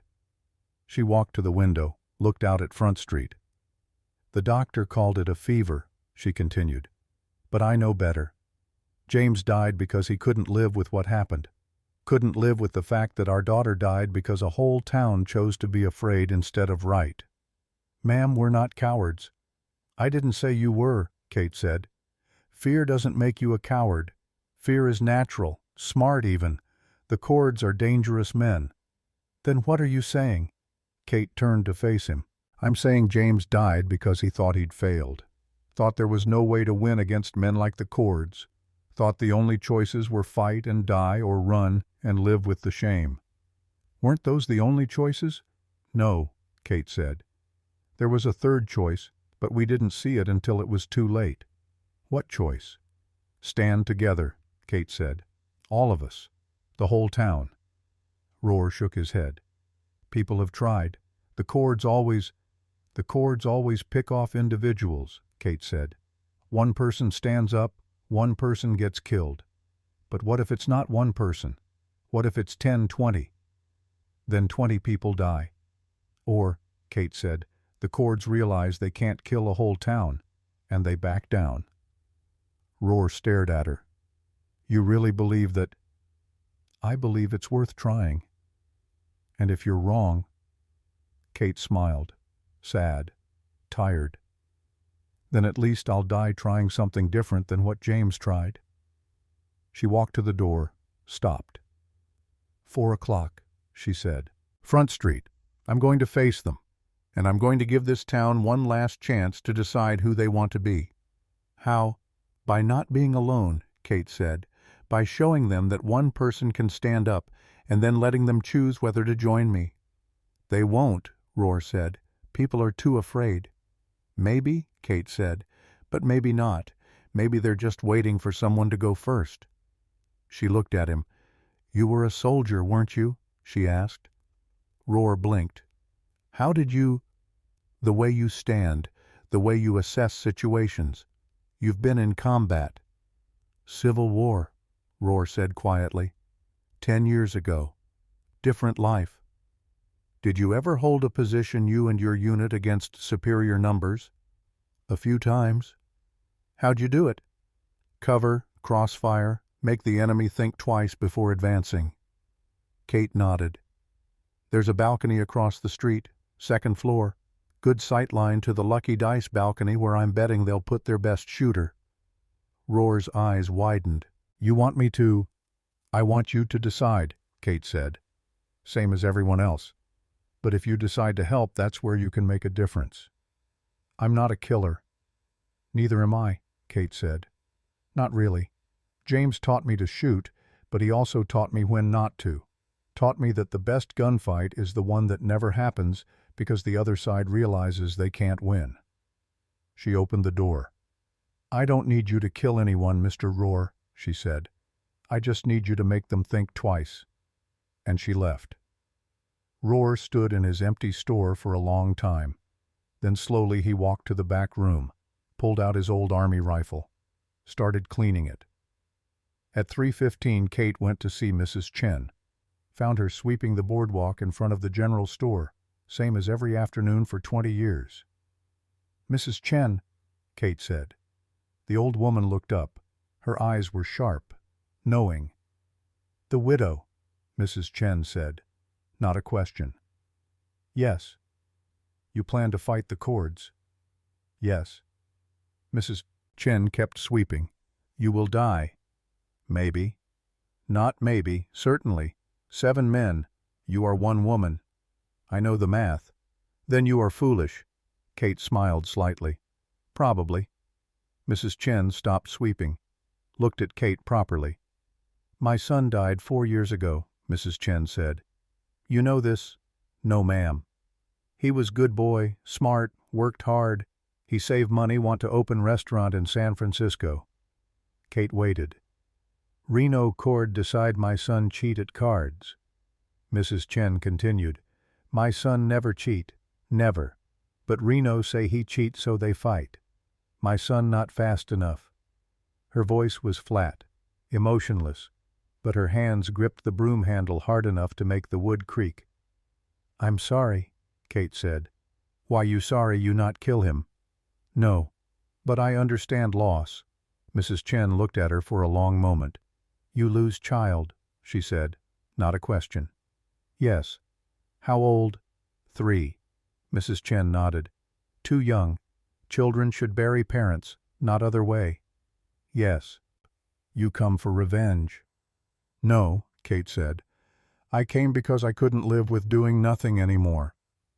Mrs. Chen started sweeping again. Slow, methodical strokes.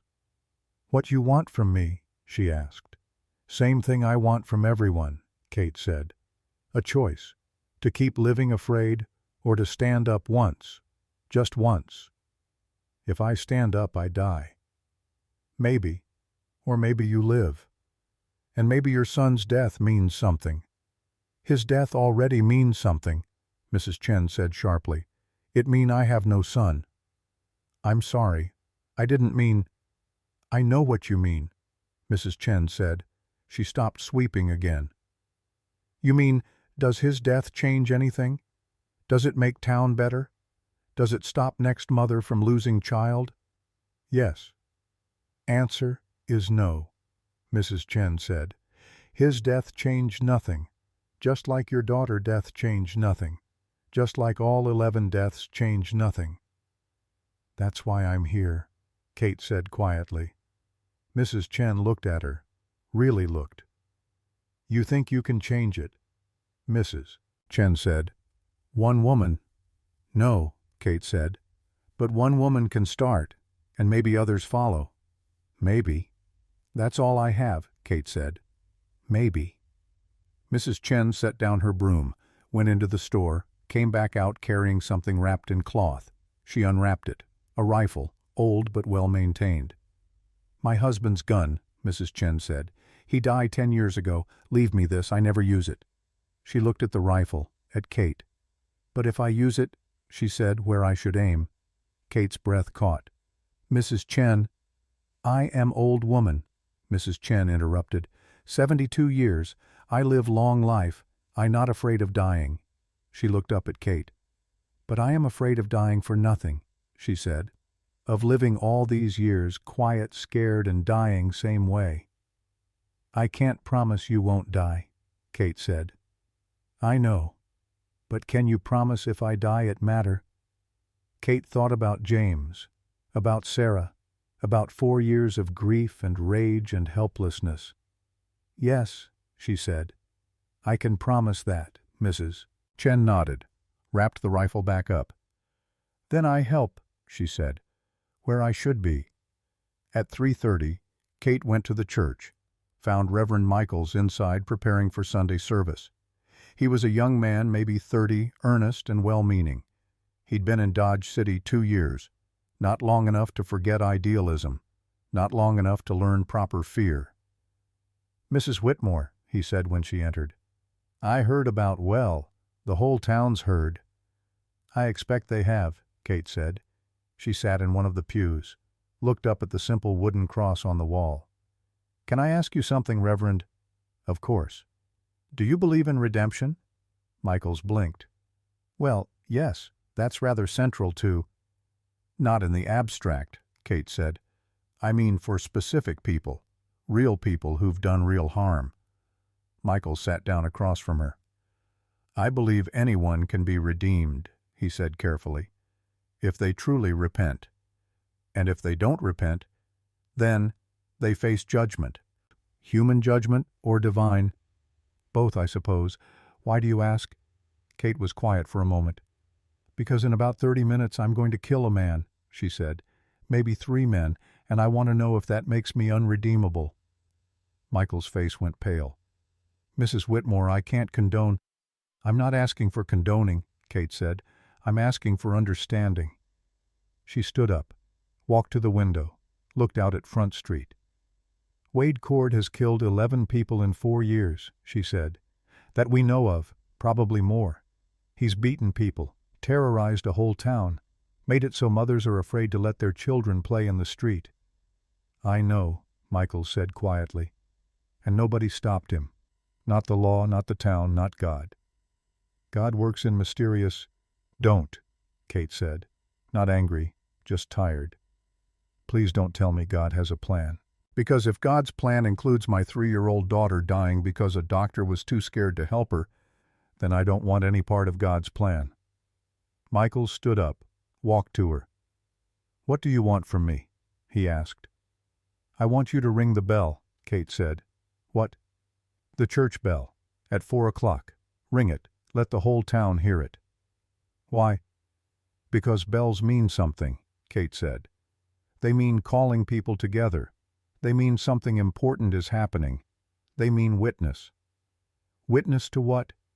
To change, Kate said. One way or another. Michaels looked at her for a long moment. If I ring that bell, he said slowly, I'm taking a side. Yes. I'm supposed to be neutral, to minister to everyone. You can't minister to everyone when some people are predators and others are prey, Kate said. Neutrality just means supporting whoever has the power. That's not... It is, Kate said. You know it is. You've been here 2 years. How many funerals have you done for cord victims? Michael's jaw tightened. 4. And how many times did you speak against them from the pulpit? I tried to preach about peace, about turning the other cheek. And meanwhile, people kept dying. Michael sat back down, put his head in his hands. I don't know how to do this, he said. I came here to save souls. Not to fight, Kate finished. I know. I didn't come here to fight either. I came here to bury my daughter and leave. But sometimes running away isn't the same as surviving. She walked to the door. 4 o'clock, Reverend, she said. Ring the bell or don't. That's your choice. But know that your silence is also a choice. She left him there, sitting in the empty church. At 3:45, the moment I watched her leave my workshop, Kate did one more thing. She went to see Marshal Toiver again, found him in his office staring at the telegram he'd written, the one calling for the territorial judge. He looked up when she entered. I sent it, he said. Thank you. Don't thank me. I don't know why I did it. Yes, you do, Kate said. She sat down across from him, uninvited, comfortable. I want to tell you about my husband, she said. Toiver shifted uncomfortably. Ma'am, I don't think... James Whitmore was the best man I ever knew, Kate continued, ignoring him. Not the strongest, not the bravest, not the smartest, but the best. She looked at Toiver. You know what made him the best? She asked. What? He tried, Kate said simply. He tried to do right even when it was hard, even when it cost him. That got him killed. No, Kate said. Giving up got him killed. The trying kept him alive. She leaned forward. James was a gunfighter before I met him, she said. One of the fastest in Colorado territory. He could have kept that life, made good money, built a reputation. Why didn't he? Because he killed a 16-year-old boy. Toiver's eyes widened. It was a fair fight, Kate said. The boy drew first. James was faster. The boy died. She was quiet for a moment. James went to the funeral, she continued, saw the boy's mother, saw what he'd taken from her, and he decided he was done, hung up his guns, walked away from that life entirely. And then he met me. We got married, had Sarah. We're happy. Kate's voice caught slightly. We were building something good. Until you came to Dodge City. Until we came to Dodge City, Kate agreed. And all that good, all those years of trying to be better, it all ended because Wade Cord needed a scratch looked at. Toiver said nothing. After Sarah died, Kate said, James wanted to fight, wanted to strap on his guns and call Wade out. He could have won, probably. He was that fast. Why didn't he? Because I stopped him, Kate said. The office went very quiet. I told him, if you kill Wade, you become what you ran away from. All those years of being better gone. And Sarah wouldn't want that. What did he say? He listened, Kate said. Because he loved me. Because he trusted me. We left Dodge City. Tried to start over somewhere else. She looked at her hands. 2 months later I woke up and he was cold beside me, she said. The doctor said it was fever. But I knew better. James died because I asked him to keep being good in a world that punished good and rewarded evil. A tear ran down her face. Just one. I killed my husband, Kate said. Not with a gun, with advice, with asking him to be better than the world deserved. Toiver leaned back in his chair. So now you're here to do what he couldn't. No, Kate said. I'm here to do what I should have let him do then. To stop asking people to be good when being good gets them killed. By killing Wade yourself. By ending the cycle, Kate said. By showing this town that you can stand up, that it's possible, that maybe being good doesn't have to mean being dead. She stood up. You have 3 children, Marshall, she said. Same as you did 4 years ago, but they're older now, old enough to understand, old enough to remember. Remember what? Whether their father was brave once, Kate said, or never. She walked to the door. You don't have to fight, she said. I'm not asking you to. But when it starts, when Wade and I face each other, I need you to do one thing. What? Don't interfere, Kate said. Don't try to stop it. Don't try to arrest anyone. Just let it happen. And if you die, then arrest whoever killed me, Kate said. Do your job, for once. And if you win, then you'll have a choice to make, Kate said, about what kind of marshal this town deserves. At 3:55, I was standing at my window watching the street empty when Tommy Breslin spoke up behind me. Mr. Puit, he said. Look. I followed his pointing finger. Roar was climbing the stairs to the second-floor balcony across from his store. He had his rifle. Mrs. Chen was going up the outside stairs to the roof of her general store, moving slow but determined. She had her husband's gun, and from the church I heard the bell begin to ring, slow, steady, calling the town to witness. Reverend Michaels had made his choice. My God, I whispered. The town was standing up. At 4 o'clock exactly, Kate Whitmore stepped onto Front Street. She didn't come from the cemetery like I thought earlier. She came from behind the freight office where she'd been waiting with Clara Garrett, teaching Clara to load the pistol she'd given her. You probably won't need it, Kate had said, but if you do, here's what you do. She'd shown Clara how to hold it, where to aim, how to breathe. Don't try to be fancy, Kate said. Don't try to be fast, just be sure. I can't do this, Clara had said. You can, Kate said, because you have to, because nobody else will. Now Kate walked down Front Street alone, but she wasn't alone. Roar was on the balcony, Mrs. Chen on the roof, Reverend Michaels ringing the bell, and behind windows all up and down. Front Street people were watching, not hiding exactly, watching, witnessing. The Cord brothers walked out of the Lucky Dice with their 4 guns positioned around the street. They spread out, professional, efficient, Wade in the center, Holt and Reno flanking, gallery man on the Lucky Dice balcony, Cutter by the water trough, 2 others at the corners, 7 against 1. Except when Roar called out from his balcony, it became 7 against 3. When Mrs. Chen revealed herself, it became 7 against 4. And when Marshal Toiver walked out of his office not to stop the fight but to stand witness, it became something else entirely. It became the town choosing. Wade spun looking for targets. His hand dropped to his gun. Don't, Kate said. Her voice stopped him. Something in it. Something certain. Wade turned back to her.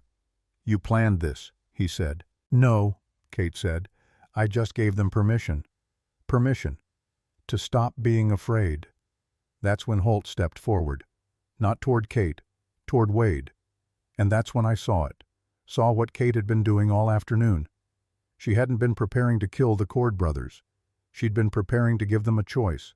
The same choice she was giving everyone else. Holt stood between Wade and Kate. Wade, he said quietly, we need to talk. We need to kill her, Wade said. No, Holt said. We need to leave. Wade's eyes went flat. What did you say? I said we need to leave Dodge City. Now. Today. Before this goes any further. You're joking. Do I look like I'm joking? Wade stared at his brother. You're afraid. Yes, Holt said. I'm terrified. Because for the first time in 4 years we don't control this situation. The math has changed. It's still 7 against 4. It's 7 against a town, Holt interrupted. Against people who've decided they're done being afraid. against people who'd rather die fighting than keep living under us. He looked at Wade. "We can kill that woman," Holt said. "Probably. But then what? We kill Roar Mrs. Chen. The marshal. How many do we kill before they decide to rush us? How many before someone gets lucky? They won't rush us. They're cowards." "They were cowards," Holt said. "They're not anymore. She changed them." He gestured at Kate. "One woman," Holt said. "In one day. She gave them something we never could. She gave them hope."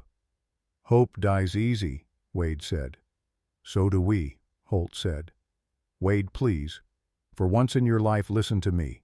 We leave. Now. While we still can. We take Reno. We ride out. We don't come back." "No." "Wade." I said no. Wade's voice echoed down the empty street. "I built this town, this fear. This is mine, and I'm not giving it up to some widow with delusions." Holt closed his eyes. "Then you're going to die here." "Maybe, but I'll die with my boots on." "You'll die for nothing," Holt said. "For pride, for ego, for the right to keep scaring people who don't deserve to be scared." He opened his eyes, looked at his brother. "I love you, Wade," Holt said. "You're my brother, but I can't do this anymore." Wade's hand moved to his gun. "You betraying me?" "No," Holt said. "I'm trying to save you. Same as I've been doing for 4 years. But you won't let me." He stepped back, away from Wade, turned to Reno.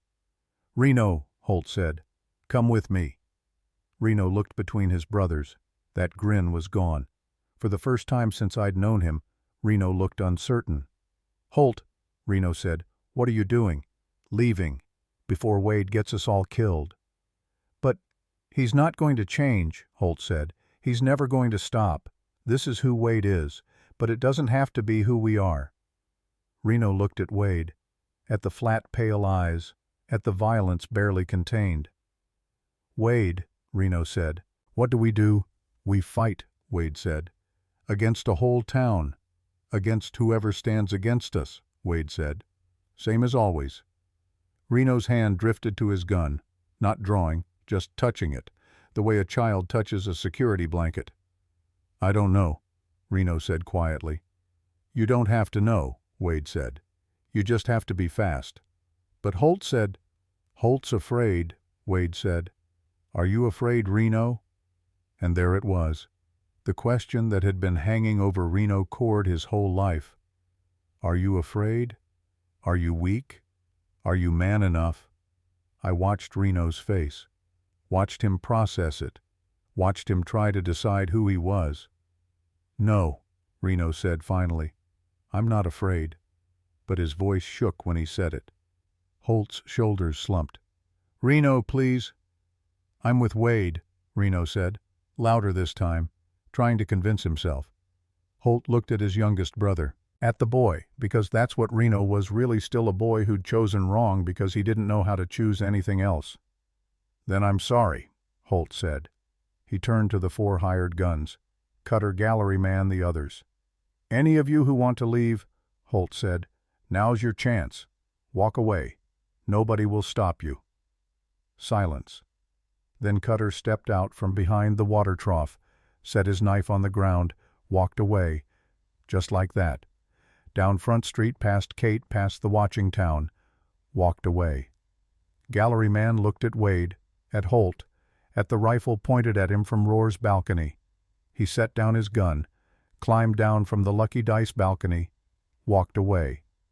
The other 2 looked at each other, nodded, dropped their guns, walked. In 30 seconds it went from 7 against 4 to 3 against 4. Wade Holt and Reno Cord. Against Kate Roar Mrs. Chen and a town that had finally found its courage. Wade looked around at the empty positions, at his guns walking away, at his empire crumbling. "Cowards," he spat. "No," Kate said. "Smart. They're choosing to live." Wade turned on her, all his rage, all his violence focused like a beam. "You," he said. "You did this." "Yes. You came here to destroy what I built." "No," Kate said. I came here to show people they could destroy it themselves. I'm just the match. They're the ones who decided to light the fire." Wade's hand hovered over his gun. "Last chance," Kate said. "Same offer Holt made you. Walk away, leave Dodge City, never come back. Live." "Never." "Then die," Kate said. "But know you're dying for nothing. For pride. For the right to keep hurting people who can't hurt you back." "I'm dying for what's mine." "Nothing's yours," Kate said. "You just took it and called it ownership. But ownership requires consent. And this town's withdrawing consent." She looked at Holt. "You can still leave," she said to him. Holt shook his head. "No. If Wade's staying, I stay." "Why, you said yourself this is over." "Because he's my brother," Holt said simply. "I can't save him. But I can't abandon him either." Kate nodded, understanding. "Then I'm sorry," she said. "So am I," Holt said. He looked at her, really looked. "For what it's worth," Holt said, "your daughter deserved better. From all of us." Kate's breath caught. Yes, she did. "I knew," Holt said. 4 years ago.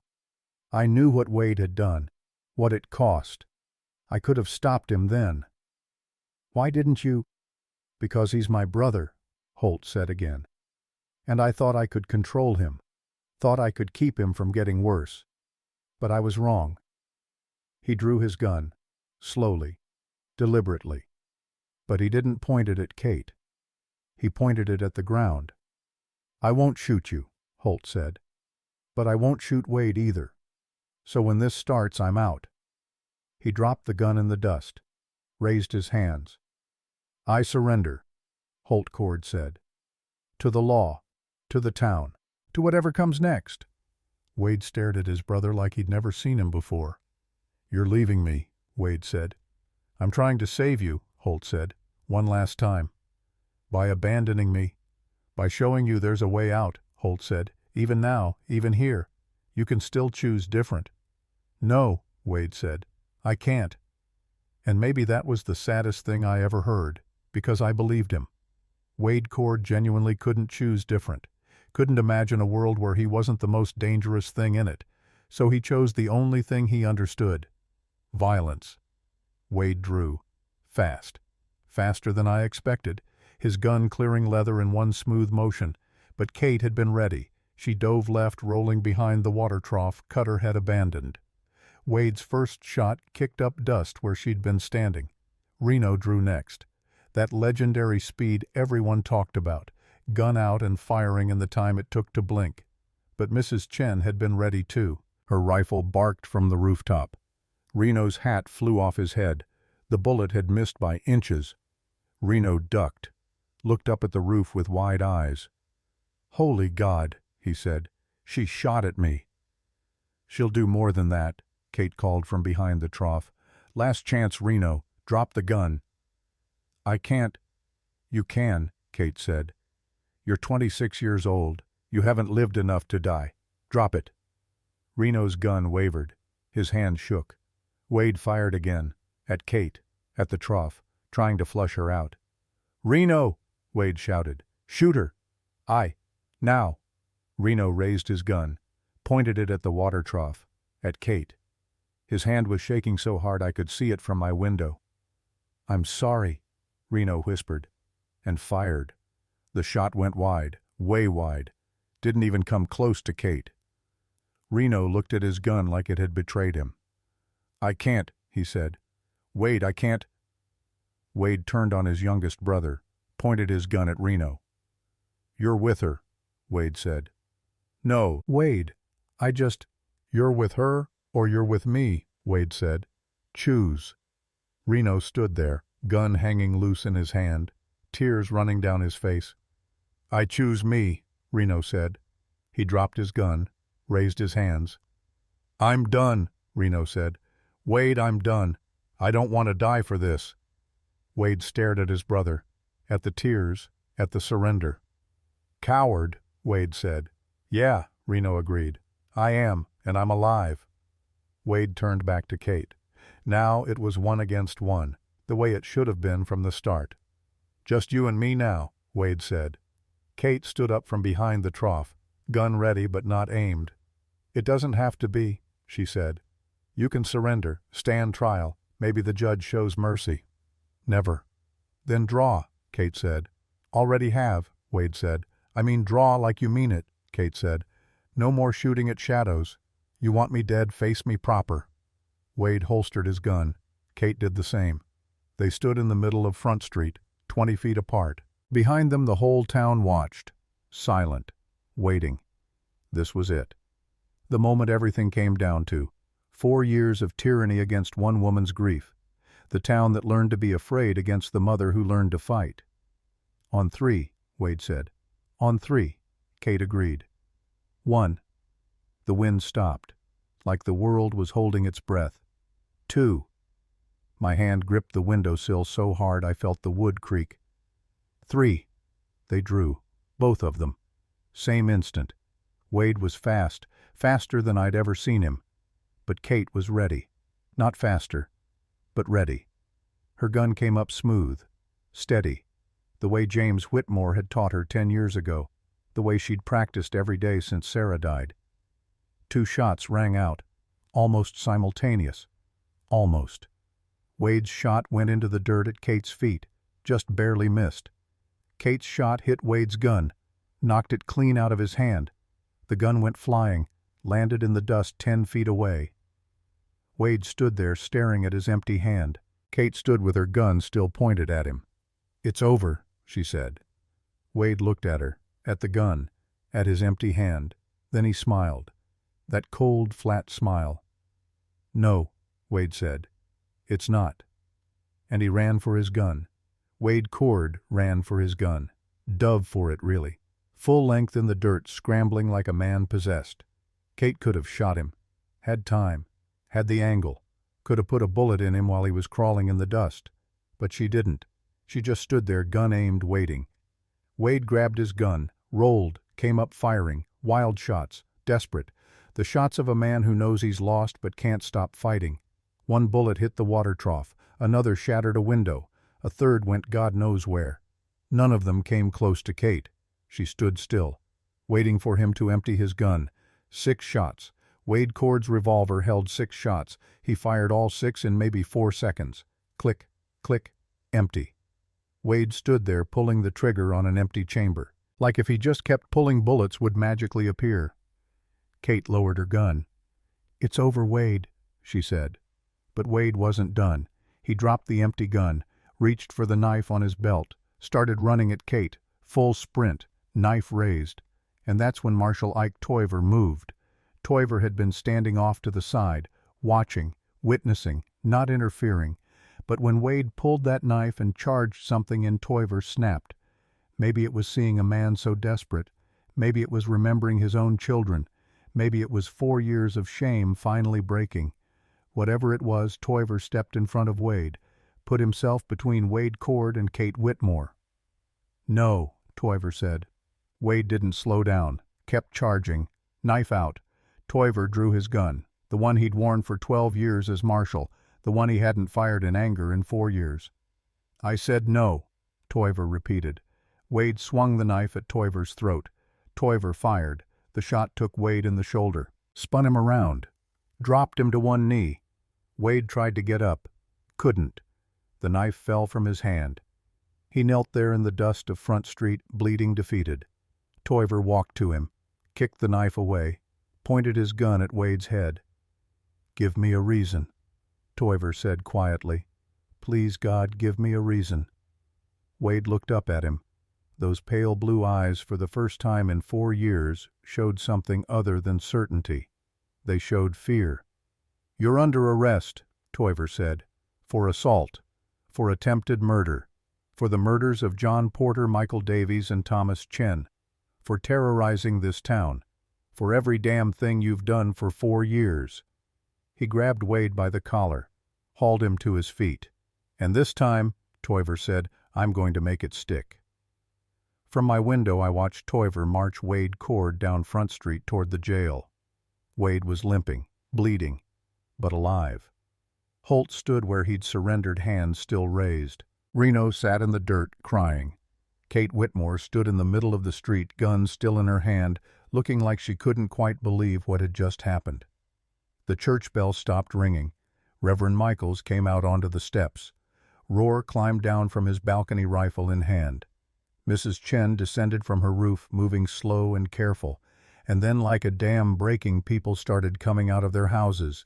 Doors opened, shutters swung wide, people stepped onto Front Street, not running, not celebrating, just emerging, like animals after a storm testing whether it's safe to come out. They came out onto Front Street and looked at each other, looked at Wade being dragged to jail, looked at Kate, and they understood. It was over. 4 years of fear, 4 years of looking away, 4 years of quiet accommodation with evil. Over. Someone started clapping. I don't know who. Maybe Rohr, maybe someone else. But one person clapped and then another and another.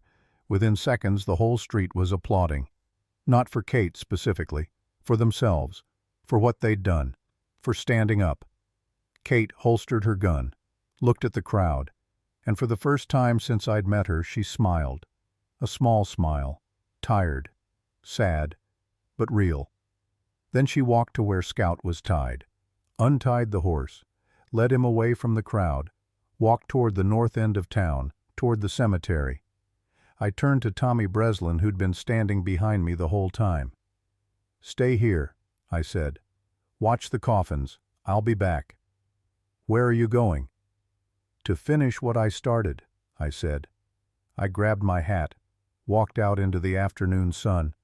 Front Street was chaos in that peculiar way of relief. People talking, crying, hugging. Toiver locking Wade in a cell while Wade cursed and bled. Holt sitting on the boardwalk with his head in his hands. Reno being led away by Reverend Michaels still crying. I walked through it all, north, toward the cemetery. Found Kate standing at Sarah's grave.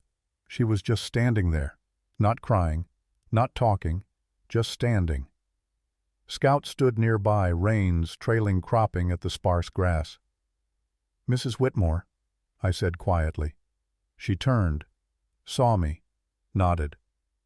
"Mr. Puit, come to measure someone." "No, ma'am. Come to tell you something." "What's that?" "Thank you." She looked surprised. "For what?" "For giving me a chance to be better than I was," I said. "For 4 years I made coffins for Wade Cord's victims and said nothing. Today I made coffins for his end. That's not much, but it's something." Kate looked at the grave, at Sarah's name fading on the wooden marker. "My daughter died because a whole town chose fear over right," she said, "including me, including my husband. We chose to leave instead of fight. We chose silence. You were grieving." "We were afraid," Kate corrected. "And fear is a choice, Mr. Puit. Not always a wrong choice, but still a choice." She knelt beside the grave, put her hand on the dirt. "I came back to make a different choice," she said. "Not just for Sarah, for everyone, to show that standing up is possible. You did that. Maybe, or maybe I just got lucky. Maybe Wade was slower than I thought. Maybe the town was braver than I hoped. Maybe it was all chance." "It wasn't chance," I said. "It was you, giving people permission." Kate stood up, brushed the dirt off her hand. "I'm leaving tomorrow," she said. "First light." I figured. "Will you do something for me?" "Yes, ma'am." She pulled a piece of paper from her pocket. Different from the one with Sarah's name. This one had writing on it. "This is for Tom Garrett," she said. "For Clara. Instructions on how to keep the business safe, how to spot trouble before it starts, how to stand up without getting killed." She handed it to me. "And this," she said, pulling out another paper, "is for Marshal Toiver. List of witnesses for the trial. Things they saw but were too afraid to say. They'll talk now. Tell him to ask." Another paper. This is for Reverend Michaels. Names of families who need help. People Wade hurt who never said anything. Tell him to check on them. She kept pulling out papers. One for Roar, one for Mrs. Chen, one for the mayor. Instructions, suggestions, ways to rebuild. You've been busy, I said. I had 4 years to plan, Kate said. I didn't just plan the fight. I planned what comes after. She looked at me. Because that's the part that matters, Mr. Puit. Not whether I won, whether what I won lasts. Why are you leaving then? I asked. If you care about what lasts, why not stay and make sure? Kate smiled, sad again. Because I'm not the one who makes it last, she said. That's the town's job. I'm just the spark. They're the fire. She walked to Scout, started to mount. Mrs. Whitmore, I said. One more question. Yes. Did you really think you could win against 7 men? She paused, 1 foot in the stirrup, thinking. No, she said honestly.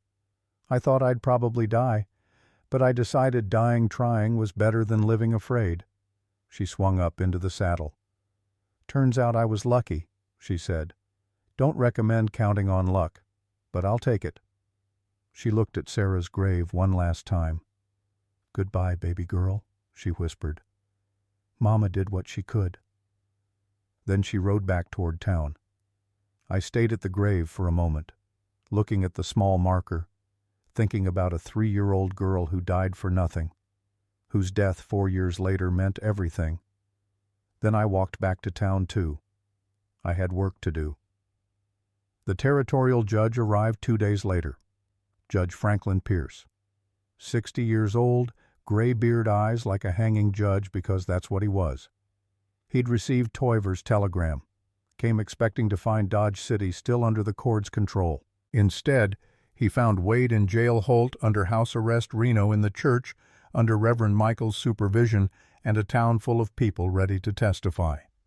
The trial took 4 hours, not because there was any doubt, because there was too much evidence. Witness after witness stood up and told what they'd seen, what they'd endured, what they'd been too afraid to say. Mrs. Chen testified about her son's death, how Reno had goaded him into a fight, how it wasn't fair or just, how she'd stayed silent because speaking up meant dying. Tom Garrett testified about being beaten, about Wade's threats against Clara. Roar testified about seeing Wade shoot John Porter in cold blood, about being told by the Cords to keep quiet or else. Hannigan, the diner owner, testified about 11 different men sitting at Wade's table over 4 years, how Wade had killed 3 of them for disrespect, how the others had learned to apologize, on and on. Hours of testimony, years of silence finally breaking.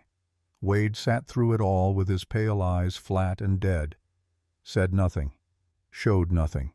Holt testified too, not against Wade exactly, more like explaining. My brother wasn't always like this, Holt said. When we were young he was different, protective, strong. But somewhere along the way he learned that fear was easier than respect, and he chose easier. And you enabled him, Judge Pierce said. Yes, sir, I did. Why? Because he's my brother, Holt said simply, and I kept thinking I could control him, keep him from going too far. But there is no too far for Wade. There's only further. The judge looked at Holt for a long moment. You surrendered, the judge said, dropped your weapon, gave yourself up before the fight was over. Yes, sir. Why? Holt thought about it. Because that woman, Mrs. Whitmore, she showed me something I'd forgotten, that there's always a choice, even at the end, even when it seems too late. What choice did you make? To stop, Holt said. Just stop. Stop enabling. Stop excusing. Stop choosing my brother over everyone else. Judge Pierce nodded, wrote something in his notes. Reno testified last. He was barely coherent, kept crying, kept apologizing. I didn't want to, Reno said. I never wanted to hurt anyone, but Wade said I had to, said it's what men do, said if I didn't, I was weak. Did you believe him? The judge asked. Yes, sir, I did, because I wanted to be strong like Wade, wanted him to be proud of me. And now, Reno looked at his hands. Now I know strong and cruel aren't the same thing. Wish I'd known that before. The verdict came quick. Wade Cord, guilty of 3 counts of first-degree murder, multiple counts of assault, terroristic threatening, attempted murder of Kate Whitmore and Marshall Toiver, sentenced death by hanging.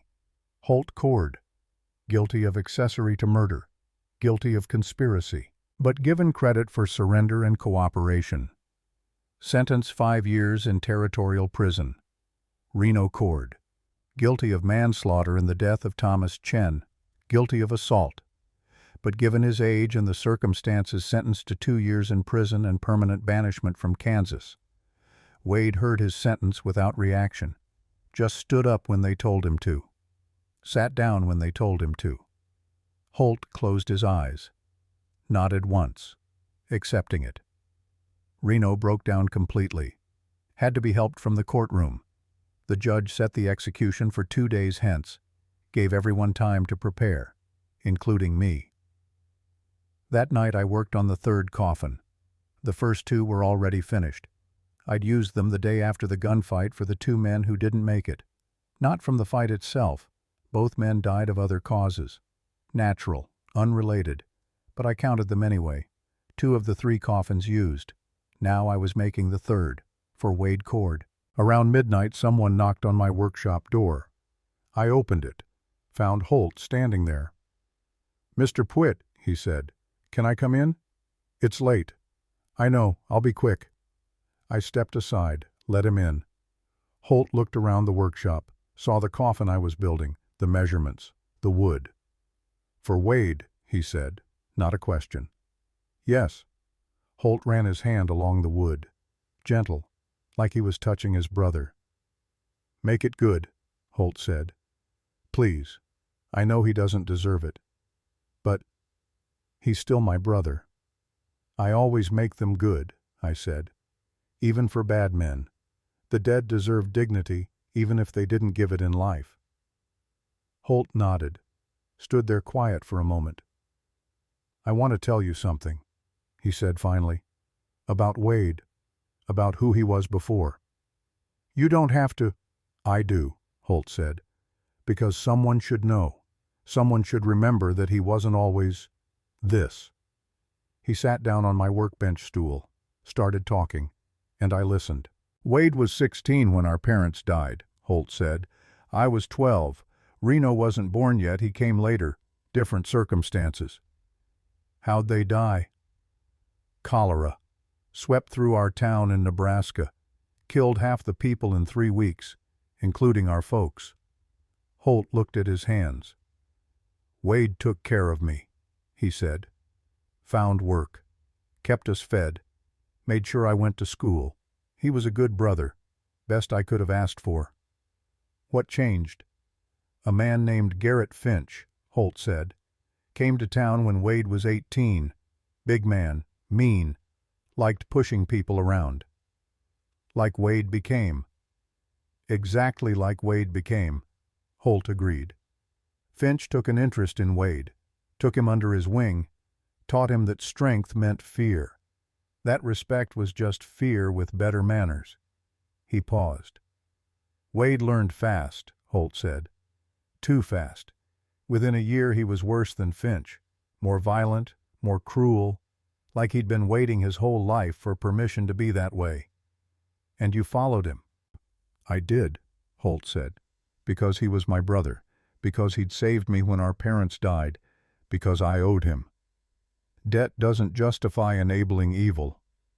"I know," Holt said quietly. "I know that now. Should have known it then. But I was young and stupid and loyal to the wrong things." He stood up, walked to the window, looked out at the dark street. "That woman, Mrs. Whitmore, she asked me yesterday why I didn't stop Wade years ago," Holt said. "You know what I realized? What? I did try. 100 times. I tried talking to him, tried reasoning, tried threatening to leave. But Wade doesn't hear things that don't match what he wants to hear, and I was too much of a coward to actually leave. Until 2 days ago. Until I realized I wasn't saving him anymore, Holt said. I was just delaying the inevitable, and in the meantime more people were dying. He turned back to me. When they hang Wade, Holt said, I want to be there. Will they let me? I don't know. Judge's decision. If they do, I need to see it, need to witness what my enabling led to. That's going to be hard. It should be hard, Holt said. Hard is what I deserve. He walked to the door, stopped with his hand on the handle. Make the coffin beautiful, Mr. Puit, he said. Wade was beautiful once, long time ago, before Finch, before the violence, before he became what he became. I will, I said. Holt left. I went back to work on Wade's coffin, and I made it beautiful. The execution was set for Friday morning, June 18, 1882. Judge Pierce asked if anyone wanted to volunteer as executioner. Marshal Toiver raised his hand. I'll do it, Toiver said. The whole courtroom went silent. Are you certain, Marshal? The judge asked. I am. You understand what's required? I do, Toiver said. I pull the lever. Wade drops. He dies. I understand. It's not easy, even for men who deserve it. I know, Toiver said, but it should be me. I let this go on for 4 years. I should be the one to end it. The judge studied him, then nodded. Very well. Marshal Ike Toiver will serve as executioner. That night Toiver came to see me, found me in the workshop putting the final touches on Wade's coffin. Puit, he said. Marshal. Is it wrong? He asked. What I'm doing. Can't say. That's between you and God. Toiver sat down. He looked older than his 51 years. The past few days had aged him a decade. I keep thinking about my children, he said. About what they'll think of me, watching their father execute a man. Your children aren't coming to the execution, are they? God, no. But they'll know. Everyone will know. And I don't know if they'll understand, Toiver said. Don't know if they'll see this as their father being brave or their father being a killer. I set down my tools, looked at him. You want my opinion? I asked. Please. Your children are 11, 13, and 15 now, I said, old enough to understand some things. And here's what I hope they understand, that their father made a mistake. Chose fear over duty for 4 years. And then when given a chance, chose duty over comfort. Executing a man isn't comfort. No, I agreed. It's the opposite. It's taking responsibility. It's saying, I let this happen, so I'll be the one to end it. That's not comfortable. That's hard. Toiver was quiet. Will it make up for the 4 years? He asked. No, I said honestly. Nothing makes up for that. But it's a start, and sometimes a start is all we get. Toiver stood up, looked at the coffin.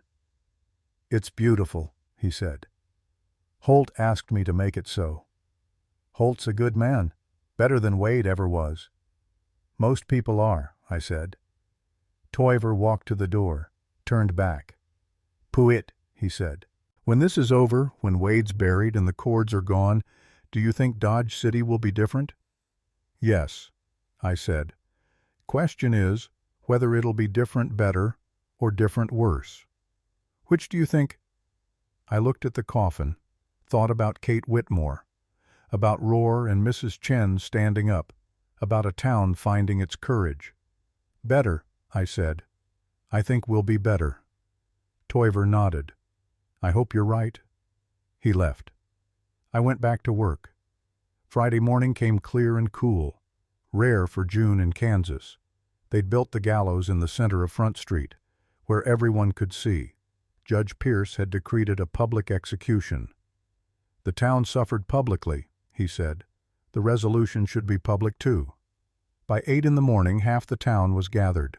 Not celebrating, not jeering, just witnessing, same as they'd witnessed the gunfight. I stood near the back with Tommy Breslin, The coffin was ready waiting in my workshop. I'd bring it out after. Marshal Toiver stood on the gallows platform. He looked pale. His hands were shaking. Beside him stood Reverend Michaels ready to offer last rites.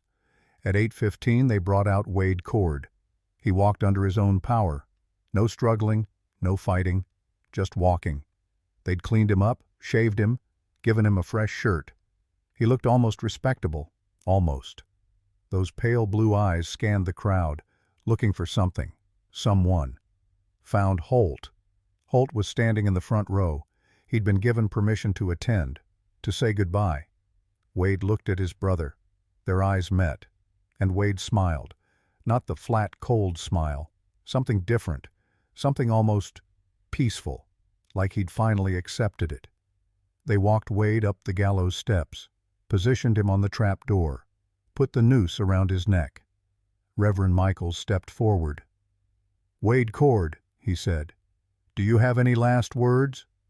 Wade looked at the crowd, at the town he'd terrorized for 4 years. "Yeah," Wade said, "I do." Everyone leaned in, waiting. "I regret nothing," Wade said. A murmur ran through the crowd, angry, disappointed. But Wade wasn't done. "I regret nothing," he repeated, "because regret means wishing I'd done different, and I wouldn't have. This is who I am, who I've always been. The only difference is, I got caught." He looked at Holt. "Don't blame yourself, brother," Wade said. "You couldn't have saved me. Nobody could. Some men are just born wrong." Holt's face crumpled. He started to speak. Wade shook his head. "It's okay," Wade said. "You're free now. Go live. Be better than me. Shouldn't be hard." He looked at Toiver. "Get it over with, Marshal," Wade said. "You've made me wait long enough." Toiver stepped to the lever, put his hand on it. His hand was shaking so hard he could barely hold it. "May God have mercy on your soul," Reverend Michaels said. "God can keep his mercy," Wade said. "I don't want it." Toiver pulled the lever. The trap door opened. Wade Cord dropped, and it was over. They left him hanging for the required 30 minutes, making sure. Then they cut him down. I brought the coffin, laid Wade Cord's body in it, the beautiful coffin Holt had asked for. Holt stood watching, tears running down his face, not making a sound. After I'd arranged the body, Holt stepped forward. "Can I?" he asked. "Go ahead." Holt reached into the coffin, touched Wade's hand. Cold now, empty. "I'm sorry," Holt whispered. "I'm sorry I couldn't save you. I'm sorry I tried for so long. I'm sorry I didn't stop you sooner." He stood there for a long moment. Then he stepped back. "Where will you bury him?" Holt asked. "Cemetery, north edge, where the ground's harder, takes more work to dig." "Good," Holt said. "Wade should be work, even dead." We buried Wade that afternoon. Small service. Just me, Holt, Reno, under guard Reverend Michaels and Marshal Toiver. No one else came. Wade Cord was lowered into the ground in the beautiful coffin I'd made him. The third coffin. The prophecy complete. The next morning Kate Whitmore came to say goodbye. She'd been staying at the hotel, keeping to herself, giving the town space to process. But now it was time to leave. I met her at the livery. She was saddling Scout, preparing to ride out. "Mrs. Whitmore," I said, "Mr. Puit, come to see me off. Wanted to give you something." I handed her a piece of paper, a receipt. "What's this?" she asked. "Payment. For the 3 coffins. You overpaid. This is your change." She looked at the amount, tried to hand it back. "Keep it." "No, ma'am. A deal's a deal. You paid for 3 coffins. I made 3 coffins. This is your change." She smiled, took the money, tucked it away. "Thank you, Mr. Puit, for everything." "I didn't do anything." "You made the coffins," she said. "You could have refused, could have told me I was crazy, could have warned the Cords, but you didn't. You made the coffins. That mattered. "Where will you go?" I asked. She looked north, up the trail that led out of Dodge City toward wherever came next. "Don't know," she said. "Somewhere that needs what I learned here." "Which is?" "That standing up is possible," she said. "That towns don't have to live under men like Wade. That all it takes is one person to go first." She swung up into the saddle. Scout shifted, ready to travel. "Will you come back?" I asked. "No," she said. "Dodge City doesn't need me anymore. It needs to learn to protect itself." "What if it can't?" "Then it'll fall again," Kate said. "And someone else will have to come fix it. That's how this works. The fight doesn't end. It just changes." She looked at me. "But I think you'll be okay. I think Toiver will be a good marshal now. I think Rohr and Mrs. Chen and the others will keep the courage they found. I think Clara Garrett will build her business strong. I think Dodge City will remember."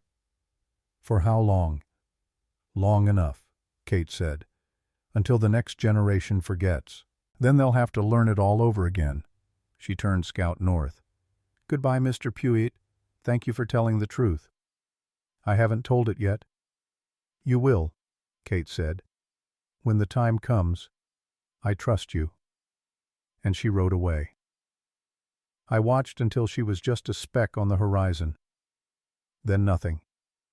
Kate Whitmore, the widow who changed Dodge City, was gone. 1 week later, Holt Cord was transferred to Territorial Prison. Before he left, he came to see me one last time.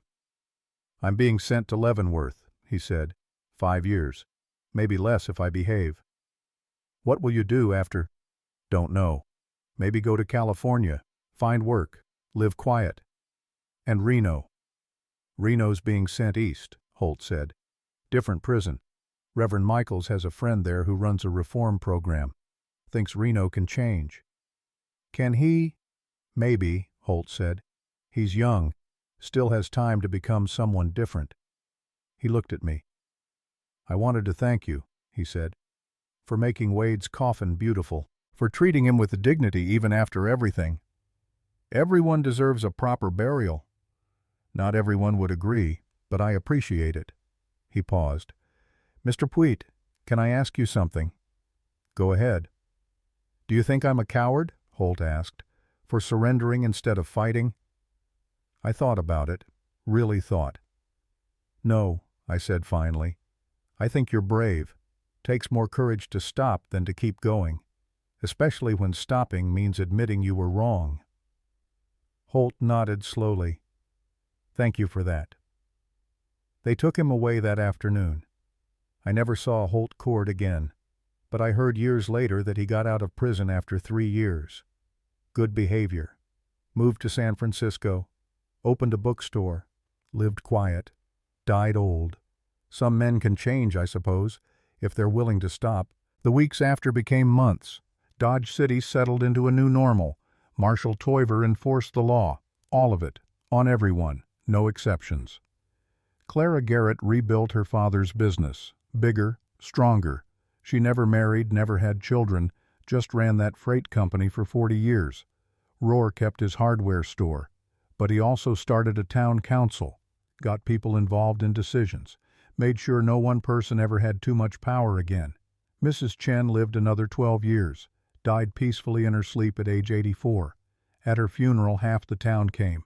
They remembered her standing on that roof with her husband's rifle. Reverend Michaels stayed in Dodge City for 30 years. Married Tommy Breslin to a nice girl from Wichita. Baptized their children. Tommy Breslin eventually took over my workshop. I taught him the trade. He's a better carpenter than I ever was. And me, I kept making coffins. But the number slowed down. In the 5 years after Kate Whitmore left, I made 43 coffins. In the 5 years before, I'd made 68. The difference was Wade Cord. The difference was a town learning to stand up. That's the story I tell Tommy Breslin that morning in my workshop, 5 years after it happened. When I finish, Tommy is quiet for a long time. "Mr. Puit," he says finally, "did Mrs. Whitmore ever come back?" "No." "Did anyone ever hear from her again?" "Not that I know." "So she just disappeared?" I look at the 3 marks on my workbench, the marks I carved the day Kate left, the marks I touch almost every morning. Not disappeared, I say. Moved on, there's a difference. Do you think she's still alive? I hope so, I say. I hope she's somewhere else doing for some other town what she did for Dodge City, giving people permission to stand up. I stand up from my workbench. My knees creak. I'm 52 years old now. Getting old. You know what I learned from all this, Tommy? I ask. What? That silence is a choice. That looking away is a choice. That saying, not my problem, is a choice. I walk to the window, look out at Front Street. It's peaceful, normal. People going about their business. No fear, no watching for Wade Cord. For 4 years, I made coffins for Wade's victims and told myself I was just doing my job, I say. But I wasn't just doing my job. I was enabling murder by treating it as normal, by accepting it. What changed? A woman ordered 3 coffins, I say. And I had to decide, was I going to enable more death or was I going to help end it? You chose to help end it. I chose to make the coffins, I say. That's all. I didn't fight. I didn't stand on a roof with a rifle like Mrs. Chen. I just made coffins. But I made them with the hope they'd be used for the right thing. I turn back to Tommy. That's all any of us can do, I say. Make our small choice. Do our small part. Hope it adds up to something. Tommy nods. He's thinking, processing. Mr. Puit, he says, why are you telling me this now? Why today I look at the 3 marks again? Because I'm getting old, I say. And someday someone's going to ask you about these marks, about the summer of 1882, about the widow in black who changed Dodge City. And you want me to tell the truth. I want you to tell what I told you, I say. Not the legend, not the story they tell in saloons about the fastest gun who took down the Cord brothers single-handed. What's wrong with that story? It's not true, I say. She didn't do it single-handed. She did it by getting a whole town to stand with her. That's the part that matters. That's the part people need to know. Why? Because the legend makes it seem impossible, I say. Makes it seem like you need to be a hero, a gunfighter, someone special. I tap the 3 marks. But the truth is simpler, I say. You just need to be willing to make your small choice, willing to do your part, willing to stand up. And that's enough. It was for Dodge City, I say. Tommy leaves shortly after. He has telegrams to deliver. I stand at my workbench for a while longer, looking at the 3 marks, thinking about Kate Whitmore, about Sarah, about Wade and Holt and Reno Cord, about a town that learned to be brave. Then I get back to work. I have a coffin to finish. Old man Henderson's daughter is coming tomorrow to approve it. Henderson died at 82, peaceful, natural causes. The kind of death everyone deserves.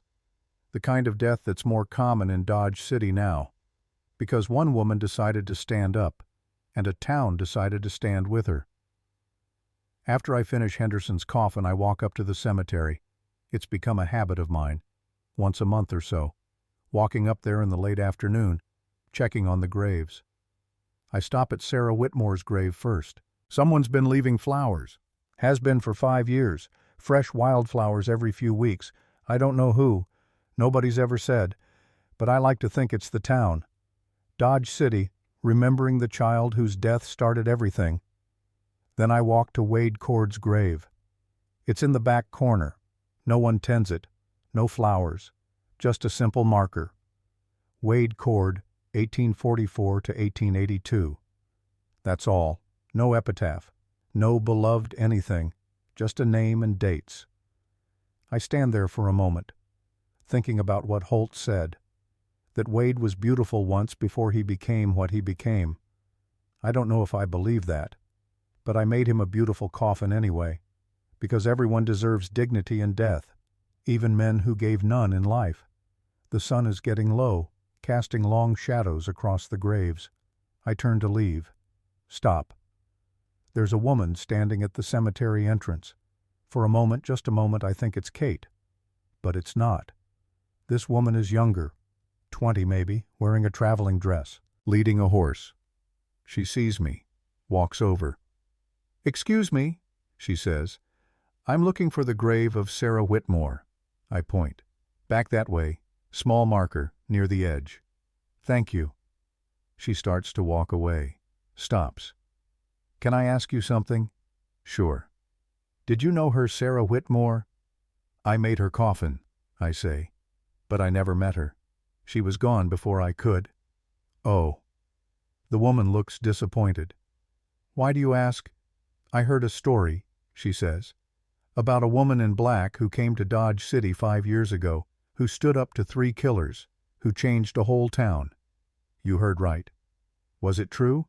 "The story, yes and no," I say. "The basic facts are true, but the story's missing some things."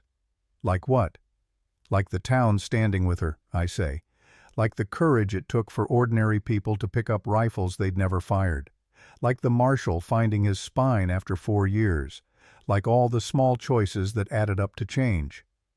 The woman nods slowly. "That's a better story. It's the true one. Do you know where she is now? The woman in black?" "No," I say. "She left. Never came back." The woman looks toward Sarah's grave. "I wish I could have met her." "Why?" "Because I need to do the same thing," the woman says quietly. "In my town, we have someone like Wade Cord, someone everyone's afraid of, and I don't know if I'm brave enough." I look at this young woman, seeing Kate Whitmore in her, seeing the fear, the determination, the hope. "You are," I say. "How do you know?" "Because you came here," I say. "You came to Dodge City to hear the story, to see if it's possible. That means you're already braver than you think. But I'm just one person." "So was she," I say, "until the town stood with her." I walk to the cemetery entrance, stop beside her. "Go to your town," I say. "Find one other person who's tired of being afraid, then find another. Build it slow.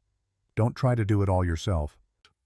And if no one stands with me, then you decide whether dying trying is better than living afraid." I say, "That's the choice Kate Whitmore made. That's the choice we all make one way or another." The woman nods, takes a deep breath. "Thank you," she says. "Good luck," I say. She walks to Sarah's grave, kneels there for a few minutes, then she stands, gets on her horse and rides out. North. Same direction Kate went. I watch her go. Then I walk back down the hill toward town. Toward Front Street, where Tommy Breslin is probably locking up my workshop for the day. Toward home, where I'll have dinner and read for a while before bed. Toward normal life in a normal town. A town that learned for a little while at least what courage looks like. I am Puit, the undertaker, the man who measures death. In 35 years I've made 283 coffins in Dodge City, Kansas, but 3 of them changed everything. 3 coffins for 3 men who thought they owned a town, ordered by a woman who taught us we could own ourselves. I'll never forget those 3 coffins. None of us will. And when my time comes, when someone else is measuring me for my own coffin, I hope they remember I made those 3 coffins. And I'm proud of it. The end.